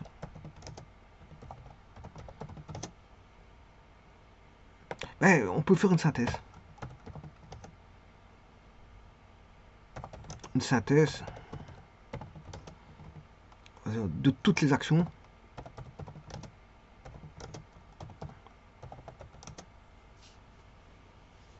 que la partie adverse doit prendre. Alors, parfois, ça ne se termine pas là. Parfois, un autre rendez-vous peut être donné ultérieurement pour un complément. Si la personne est intéressante et qu'elle rentre en partie dans le moule, on va peut-être voir un peu plus. Donc, un second rendez-vous doit être pris pour revoir la personne. Donc, parfois, ça peut se dérouler en une, deux, voire trois fois. avant de signer un quelconque contrat. Donc, parfois, on veut en savoir plus. Et donc là, hum, on va faire une synthèse de toutes les actions que la partie adverse doit prendre. Alors bon, c'est pas parce que la réunion est terminée que la personne, par exemple, si quelqu'un recherche un emploi, c'est pas parce que la réunion est terminée qu'elle doit plus prendre de notes en sortie. Elle doit remettre sur papier ce qui a été, ce qui pour lui, ce qui n'a pas été. Voilà, il peut même téléphoner si la réunion ne s'est pas bien déroulée, elle peut retéléphoner, savoir quels sont les points qui n'ont pas été pris en compte et de savoir ce qu'il peut, ce qu'il est capable, ce qu'il a en sa possession de pouvoir changer ou pas. S'il y a des éléments qu'on lui a attribués comme étant négatifs, mais est-ce qu'il peut changer ce cours-là ou pas, s'il a la capacité de les changer ou pas. Parce que bon, ça vaut, une remise en question de soi est toujours quelque chose de difficile. Hein, de difficile. C'est vrai que parfois on s'en rend pas compte. On est dans une espèce euh, voilà, voilà, de moule. On est inscrit dans un moule. On s'en rend pas compte que bon, on a, on a un comportement qui est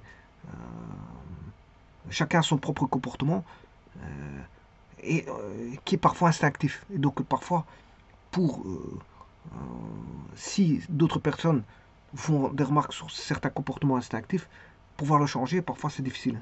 Parce que parfois, les gens ne changent pas. Ils gardent voilà, leur façon de procéder, leur façon de se comporter, leur façon d'activer, leur façon de faire dérouler les choses à leurs envies. Donc parfois, quand il y a des remarques qui viennent de l'extérieur, parfois c'est bien de pouvoir les prendre en compte et changer le cours des choses. Mais c'est pas si évident. Voilà, quelqu'un qui a une certaine façon de faire, une façon de vue, une certaine vue des choses, une certaine pensée, une certaine voilà, façon de s'exprimer, une façon de s'habiller, une façon de se comporter.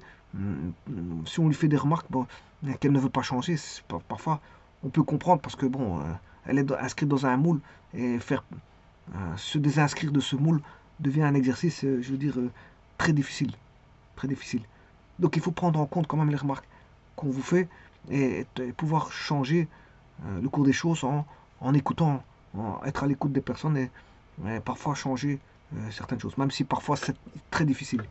Il y a des choses très difficiles à changer, mais parfois, voilà, il y a toujours moyen de les changer. Alors, il faut faire la synthèse. Faites la synthèse des actions qui vous ont été assignées, qui vous ont été assignées. Qu'est-ce qu'on vous a demandé? Alors, si on vous a demandé de changer des choses, que vous ne les changez pas, ça c'est votre propre problème. Euh, Maintenant, si vous êtes à l'écoute et que vous essayez de changer pour le prochain rendez-vous, si le premier rendez-vous n'a pas été de la réunion, ben, peut-être que notre réunion dans une autre société, voilà, si vous améliorez votre façon de voir les choses, comme on vous a dit de changer, peut-être que ça ira mieux. Alors, je vous ai exprimé au départ que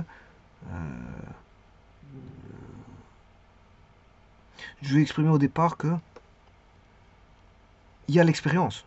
Si vous loupez une entrevue, une interview ou une petite réunion comme ça, voilà, une réunion pour mettre voilà, des objectifs qui sont l'accord de chacun des points de vue de chacun, la mutualisation, la communion des points de vue de chacun. Si vous allez à de telles réunions, si les premières notes ne se passent pas bien, eh bien, il faut tenter d'agrémenter les suivantes pour qu'elles se passent bien. C'est-à-dire qu'il faut regarder les erreurs du passé pour pouvoir ne plus les, les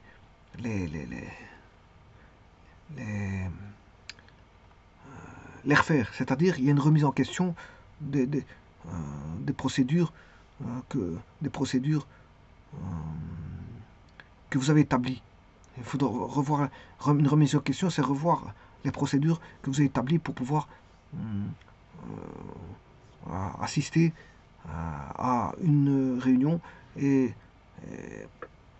de corriger, pour que vos erreurs ne se reproduisent plus. C'est-à-dire que le fait que vous faites des erreurs, que vous éliminez ces erreurs-là, c'est ce qu'on appelle l'expérience. L'expérience, c'est ça.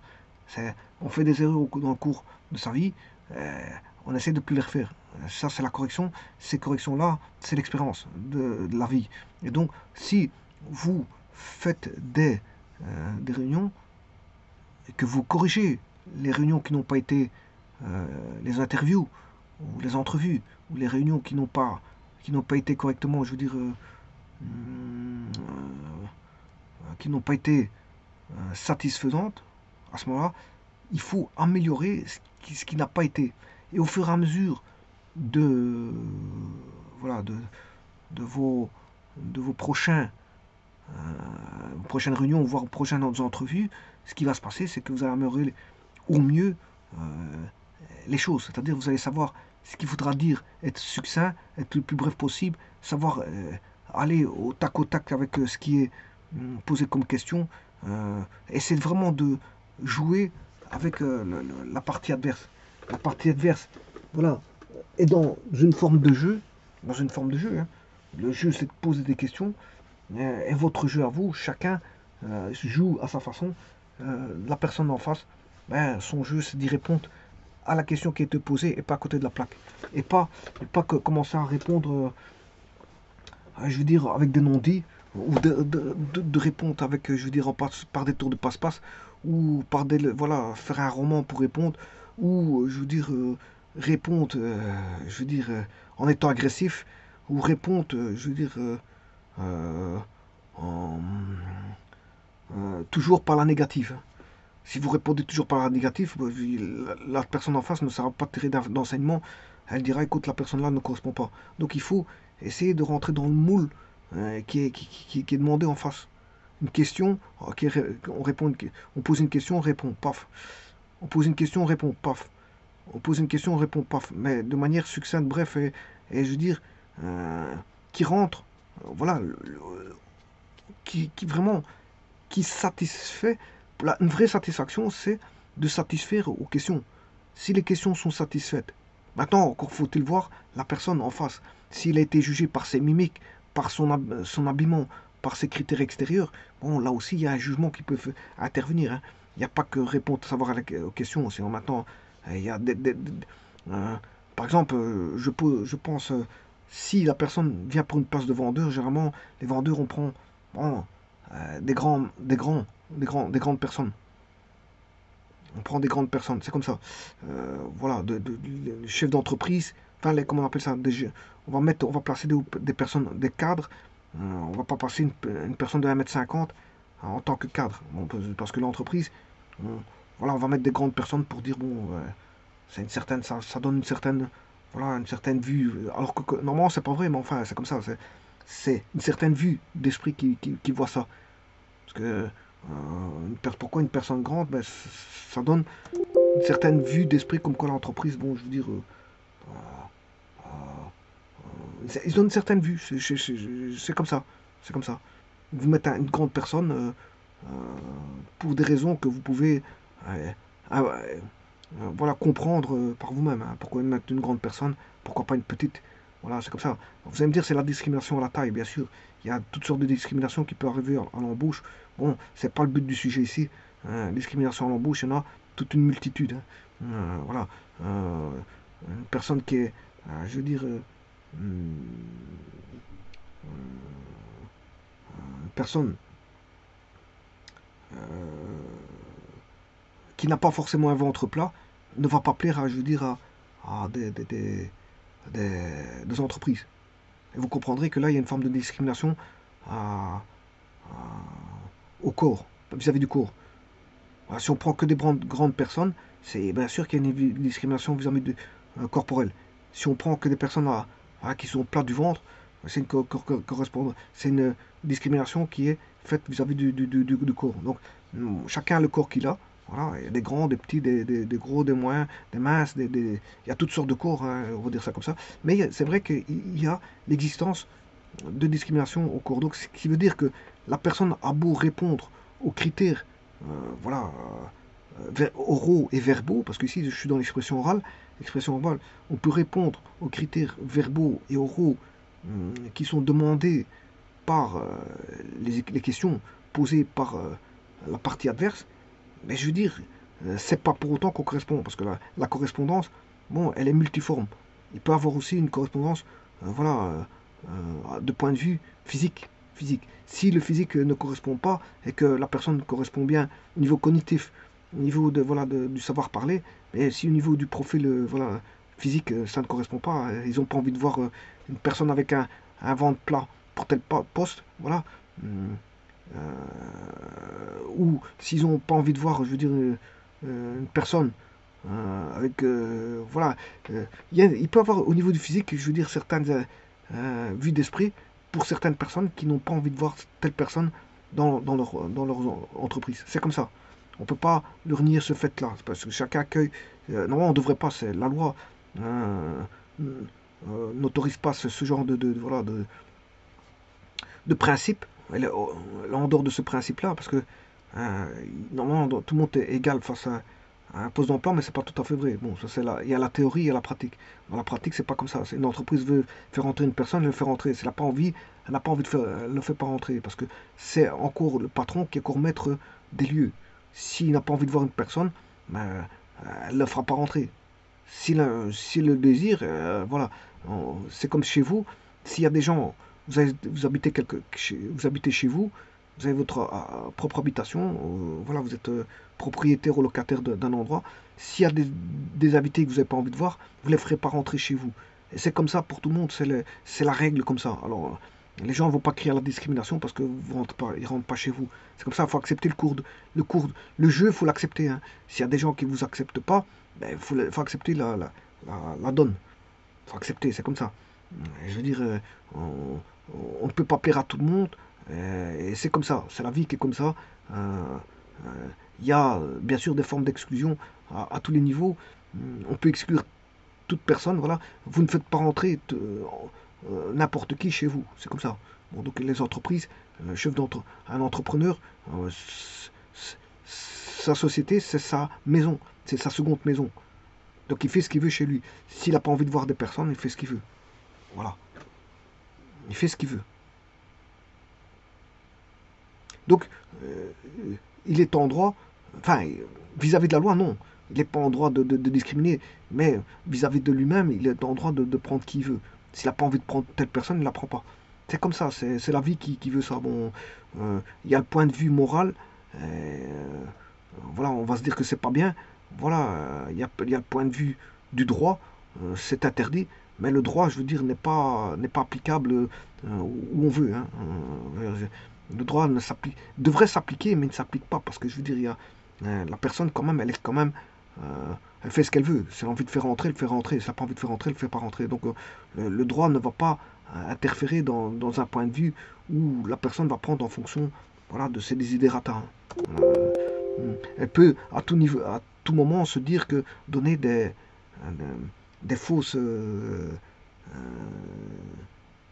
des fausses raisons euh, pour ne pas contrevenir à la loi. On va se dire, ouais, la personne là ne conviendra pas parce que pour telle raison, telle raison, telle raison, on peut, voilà, manipuler, je veux dire, la raison pour être, on va dire, en adéquation avec la loi, alors qu'il n'est pas en adéquation avec la loi. Parce que quelque part, il fait ce qu'il veut et c'est comme ça. Même si la loi vous dit que vous ne pouvez pas discriminer, la discrimination, elle est visible partout, hein, partout. Et tout le monde la plupart des gens sont discriminés. Certains sont discriminés parce que bon, déjà parfois entre voisins, ça ne s'entend pas. Voilà, euh, on est dans un monde comme ça, où on a des rivalités à tous les niveaux. Voilà, rivalité euh, euh, homme-femme, rivalité euh, euh, personne du pays, personne étrangère, rivalité riche-pauvre, rivalité de corpulence, hein, rivalité de personnes saines, de personnes malades. Rivalité, il y a toutes sortes. La rivalité, elle est multiforme. Multiforme. C'est ce qui fait la vie. La vie fait, comme on a des différences, mais il y a des choses qui vont se jouer, qui vont être à contrario, qui vont, ouais, ouais, on va dire, se confronter. C'est comme ça. Et il y a des gens qui n'aiment pas la confrontation, ben, elles vont, je veux dire, rejeter. Pour éviter la confrontation, elles vont rejeter. Ah. Donc c'est comme ça. Alors bon, maintenant, on va s'entendre aussi que s'il y a des entreprises bon, qui aiment bien que certaines personnes d'une certaine communauté soient présentes dans l'entreprise, c'est leur affaire. C'est leur affaire. C'est chacun sa petite popote pour que son entreprise tourne. Pour autant qu'elle tourne, parce que c'est pas accordé qu'elle va tourner. Voilà. Parce que pour tourner, il faut plusieurs critères pour qu'une entreprise tourne. Voilà. C'est tout un ensemble pour qu'une entreprise soit performante. C'est pas que, je veux dire, on va prendre un groupe, on va se dire, on va faire confiance à ce groupe. Parce qu'un jour ou l'autre, vous verrez que il y a de fortes chances que malgré le groupe qu'on pensait être le meilleur, ben, qu'est-ce qui se passe? L'entreprise va tomber en faillite. Pourquoi? Parce que je veux dire, c'est pas une question forcément d'être humain, c'est aussi un point de vue extérieur. Hein. Euh, la gestion d'une entreprise, c'est beaucoup de choses. C'est beaucoup de choses.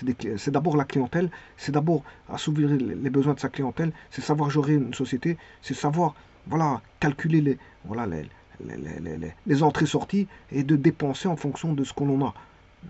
Avec voilà, en faisant des prêts, mais des prêts les plus judicieux possibles. Et voilà, c'est d'avoir une mécanisation, une mécanisation à outrance, une, une- voilà, une intelligence de process. Voilà. Et donc il faut des machines. Et des machines. Qui dit intelligence de process, des machines coûteuses. Hein, voilà, on va dire ça comme ça. Donc il faut des machines qui font toutes leurs process correctement de A à Z pour avoir une certaine forme de qualité. Il faut assurer la qualité du suivi. Il faut avoir bon, des entretiens des machines. C'est tout ça. Gérer nos sociétés, c'est des flux qui vont circuler et qui font que l'entreprise fonctionne correctement. Et que bien sûr qu'en finalité, il y a des clients qui ont besoin et donc il faut des contrats. Des contrats, des clients, et il faut, voilà, et ainsi de suite. Donc, tout ça, il faut que, non, pour qu'une entreprise fonctionne, il faut tout ça. Il faut du personnel motivé, qui soit sérieux et qui soit, je veux dire, content dans l'entreprise. Parce que s'il y a tous des malades mentaux, l'entreprise, je veux dire, si chaque fois il y en a un qui est absent parce qu'il est, voilà, il est malade pour ci ou pour là, je veux dire, l'entreprise ne va pas tourner correctement. Donc, il faut être sain mentalement pour travailler dans une entreprise. Parce que si maintenant on a une entreprise que tout le monde est démoralisé, tout le monde est déprimé, l'entreprise ne va pas tourner correctement. Les clients verront tout de suite qu'il y a un problème dans l'entreprise. Une fois il y a un malade, une fois il y a un autre malade, un peu il y a encore un autre malade. Il y a toujours des malades que pour finir les commandes ne sont plus, je veux dire, les commandes ne sont plus, je veux dire, suivies. Il y a plus de suivi des commandes. Un suivi correct des commandes. Donc le personnel n'est pas quelque chose qui est, je veux dire, la plus importante. Il faut du bon personnel. Ça, c'est évident. Il faut du personnel sain qui travaille avec un certain rendement. C'est fort important. Mais c'est pas le plus important. Il y a beaucoup de choses qui interviennent dans une entreprise. Donc ça veut dire que si vous prenez une équipe et que vous pensez que ça va réussir, c'est pas dit.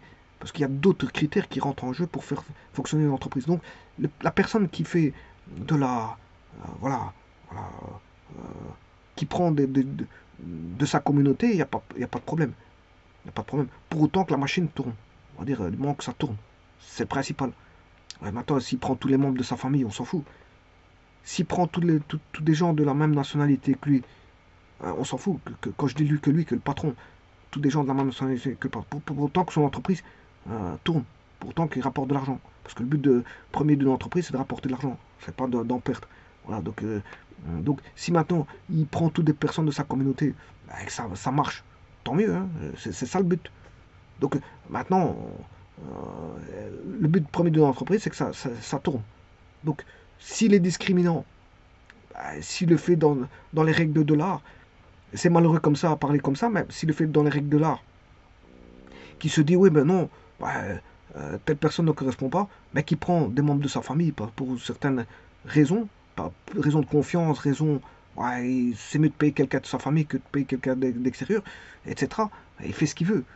La loi n'a rien à lui dire là-dessus, hein. Même si il y a un point de vue discriminant au niveau moral, mais la loi ne va pas venir intervenir dans toutes les entreprises en disant bon ça c'est mal, ça c'est mal, ça c'est bien, ça c'est mal, c'est la propreté interne de l'entreprise.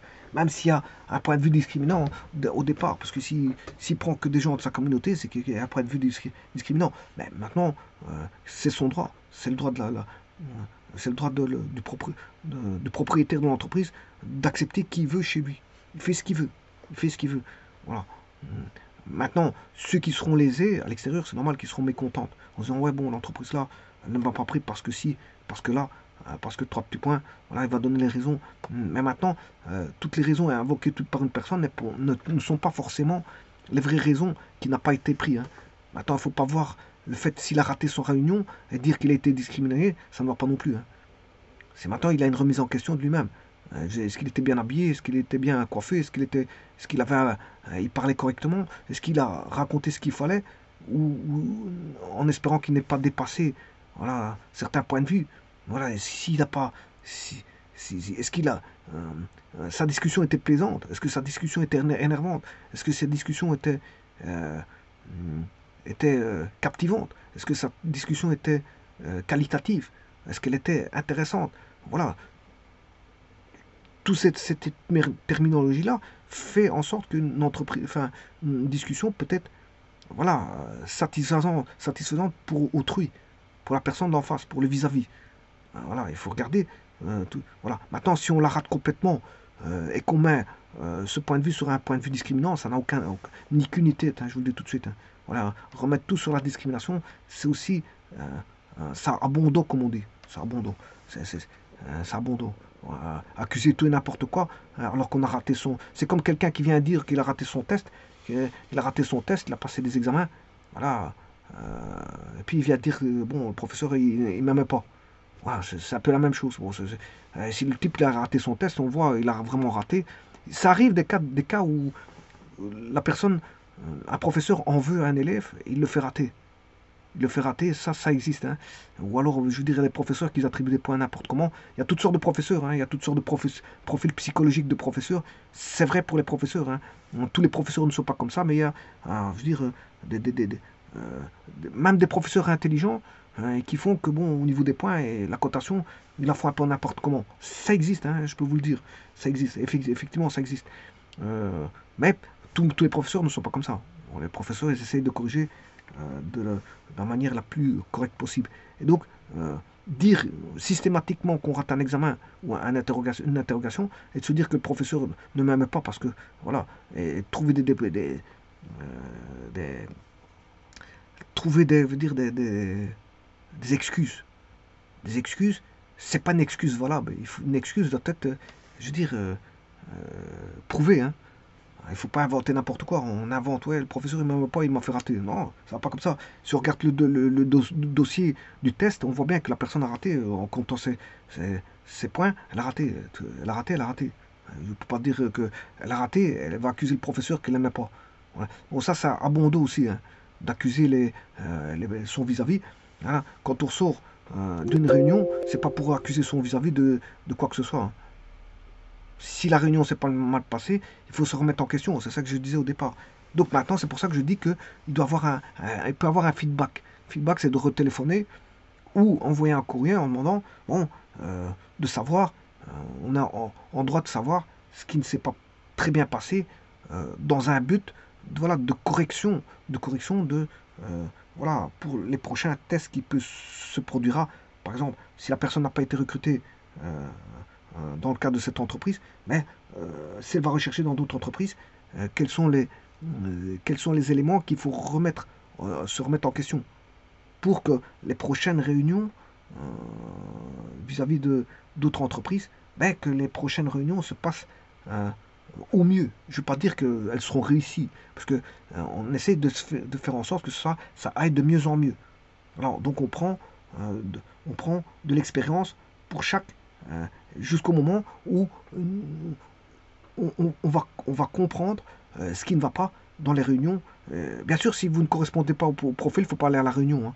Si on vous demande, par exemple, je sais pas moi, un chauffagiste, que vous n'êtes même pas chauffagiste, n'allez pas à la réunion. Ben, il faut aussi rentrer dans le moule, hein. C'est vous qui devez voir dès le départ si vous rentrez dans le moule ou en partie dans le moule. Voilà, si vous rentrez en partie dans le moule, vous n'allez pas faire un métier que vous connaissez rien, on va vous envoyer faire voilà, une réparation voilà, d'une chaudière, vous n'avez jamais appris les chaudières, vous saurez rien faire du tout, c'est même un danger de chipoter à ça. C'est pour ça qu'à ce moment-là, euh, réparation de chaudière, il y a bien sûr un diplôme spécifique pour ça, hein. Donc on va vous demander le diplôme, c'est en fonction du diplôme. On va vous demander le diplôme, vous ne l'avez pas, ben, ça sert à rien de rentrer, de venir à la réunion. Ouais. Il ne faut pas inventer que vous avez un diplôme, parce qu'on le verra tout de suite, hein.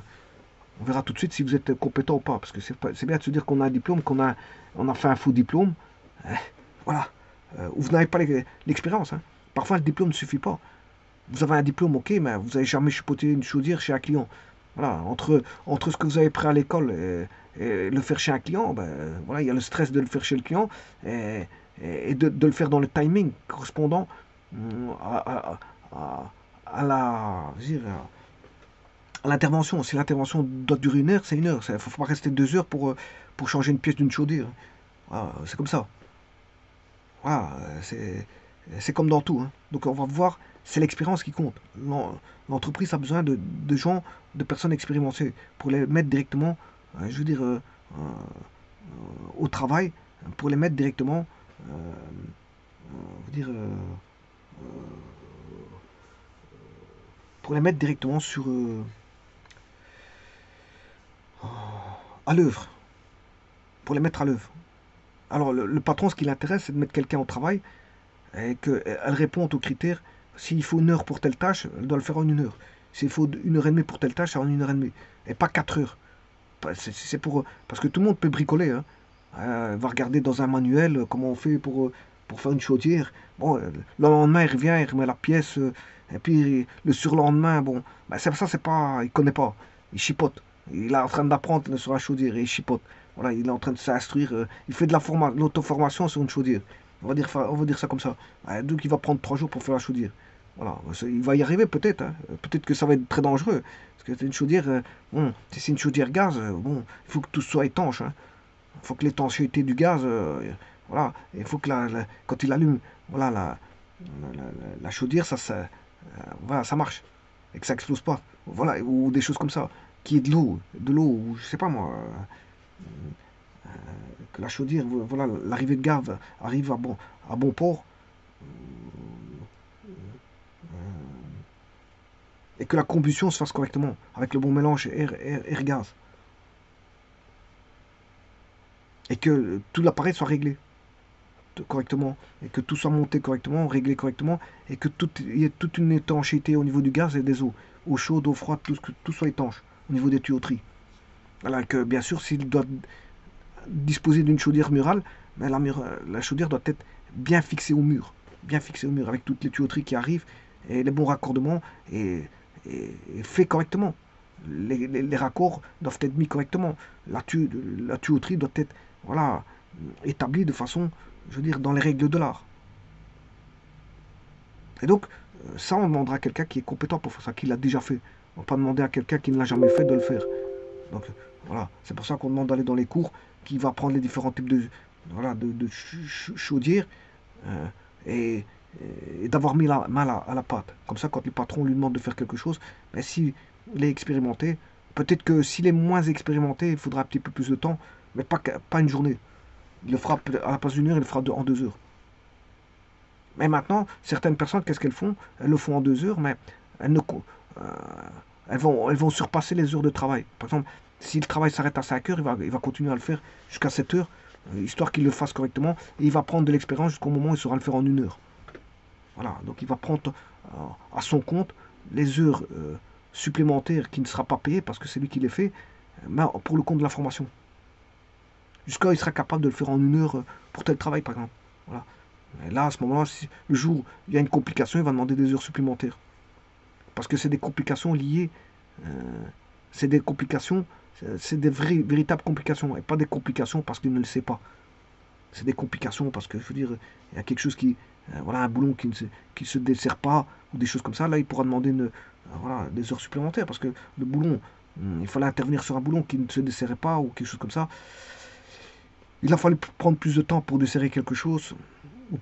Voilà. On se rend compte qu'il faut faire une découpe, il faut refaire un nouveau montage, alors que c'était pas prévu. Là, c'est normal qu'on fasse des heures supplémentaires. Voilà, donc ceci étant dit, donc je vais faire passer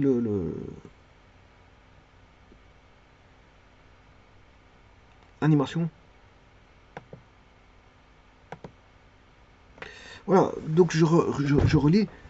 Définir les objectifs de la discussion, pouvoir et savoir en parler, pouvoir et savoir se présenter à son vis-à-vis, tout en ayant bien sûr un comportement, une attitude et un habillement adéquat. Ça, c'est l'introduction. Et donc, bien sûr, il faut faire très attention à ses gestes, ses paroles et ses gestes. Sujet de discussion, ben, il faut présenter les principales idées que vous avez développées. Alors, il peut y avoir plusieurs sujets. Il faut le faire pour chacun des sujets. Parce que s'il y a 3 sujets, il faut présenter les principales idées de vos 3 sujets, séparément. Voilà, les tâches opératives prendront cours pour chacun des sujets.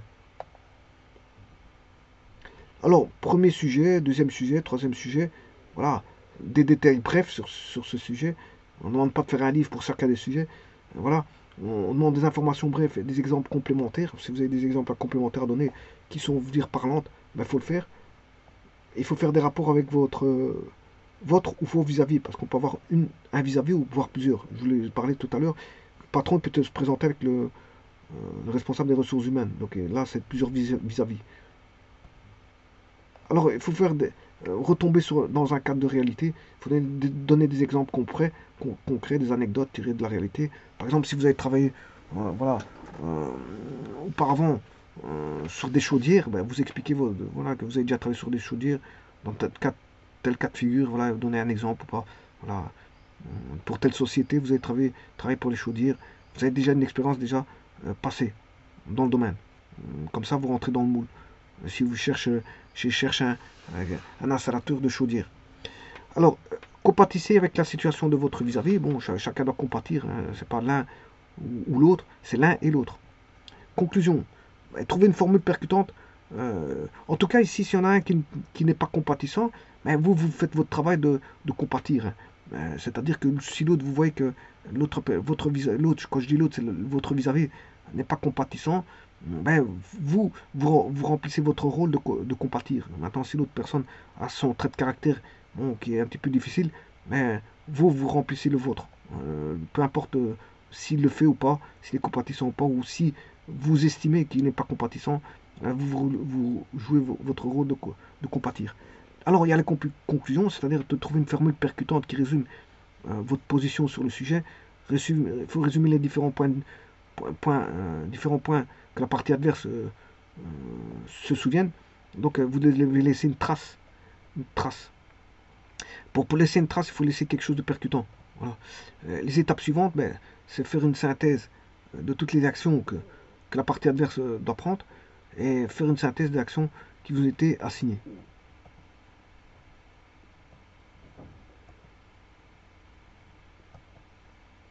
Voilà, et donc ceci termine. Vous voyez que dans une cadre d'une réunion, il y a à boire et à manger. Il faut préparer, il faut s'habiller correctement, parler correctement, se coiffer correctement, voilà, avoir tous les profils déjà corporels, hygiéniques, corporels qui soient présents. Ensuite, l'expression orale et verbale qui doit être soignée. Tout doit être soigné, et bien sûr, soigné,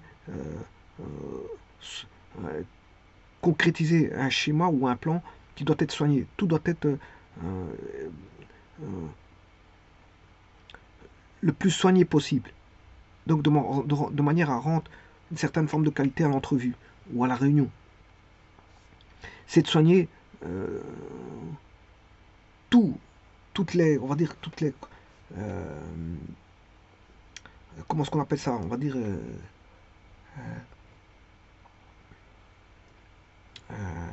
je sais plus le mot, mais enfin bref, c'est de soigner toutes les,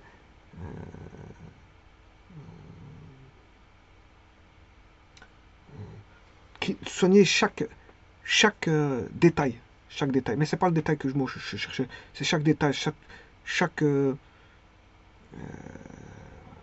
chaque action, chaque détail doit être pris doit être soigné. Chaque action, chaque détail doit être soigné. Chaque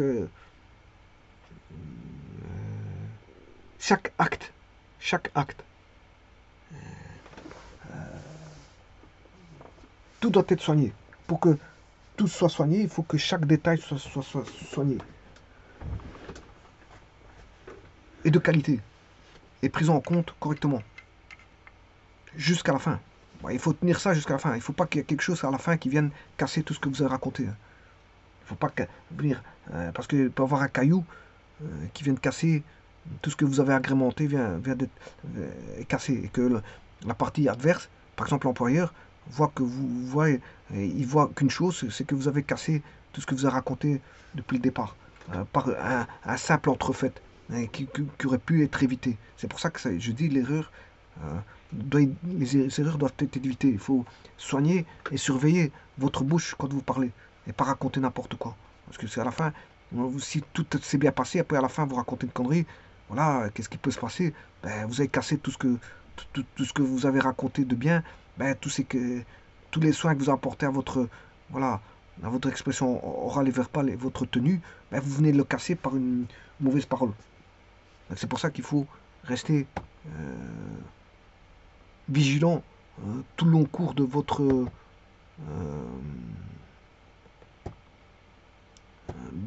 réunion.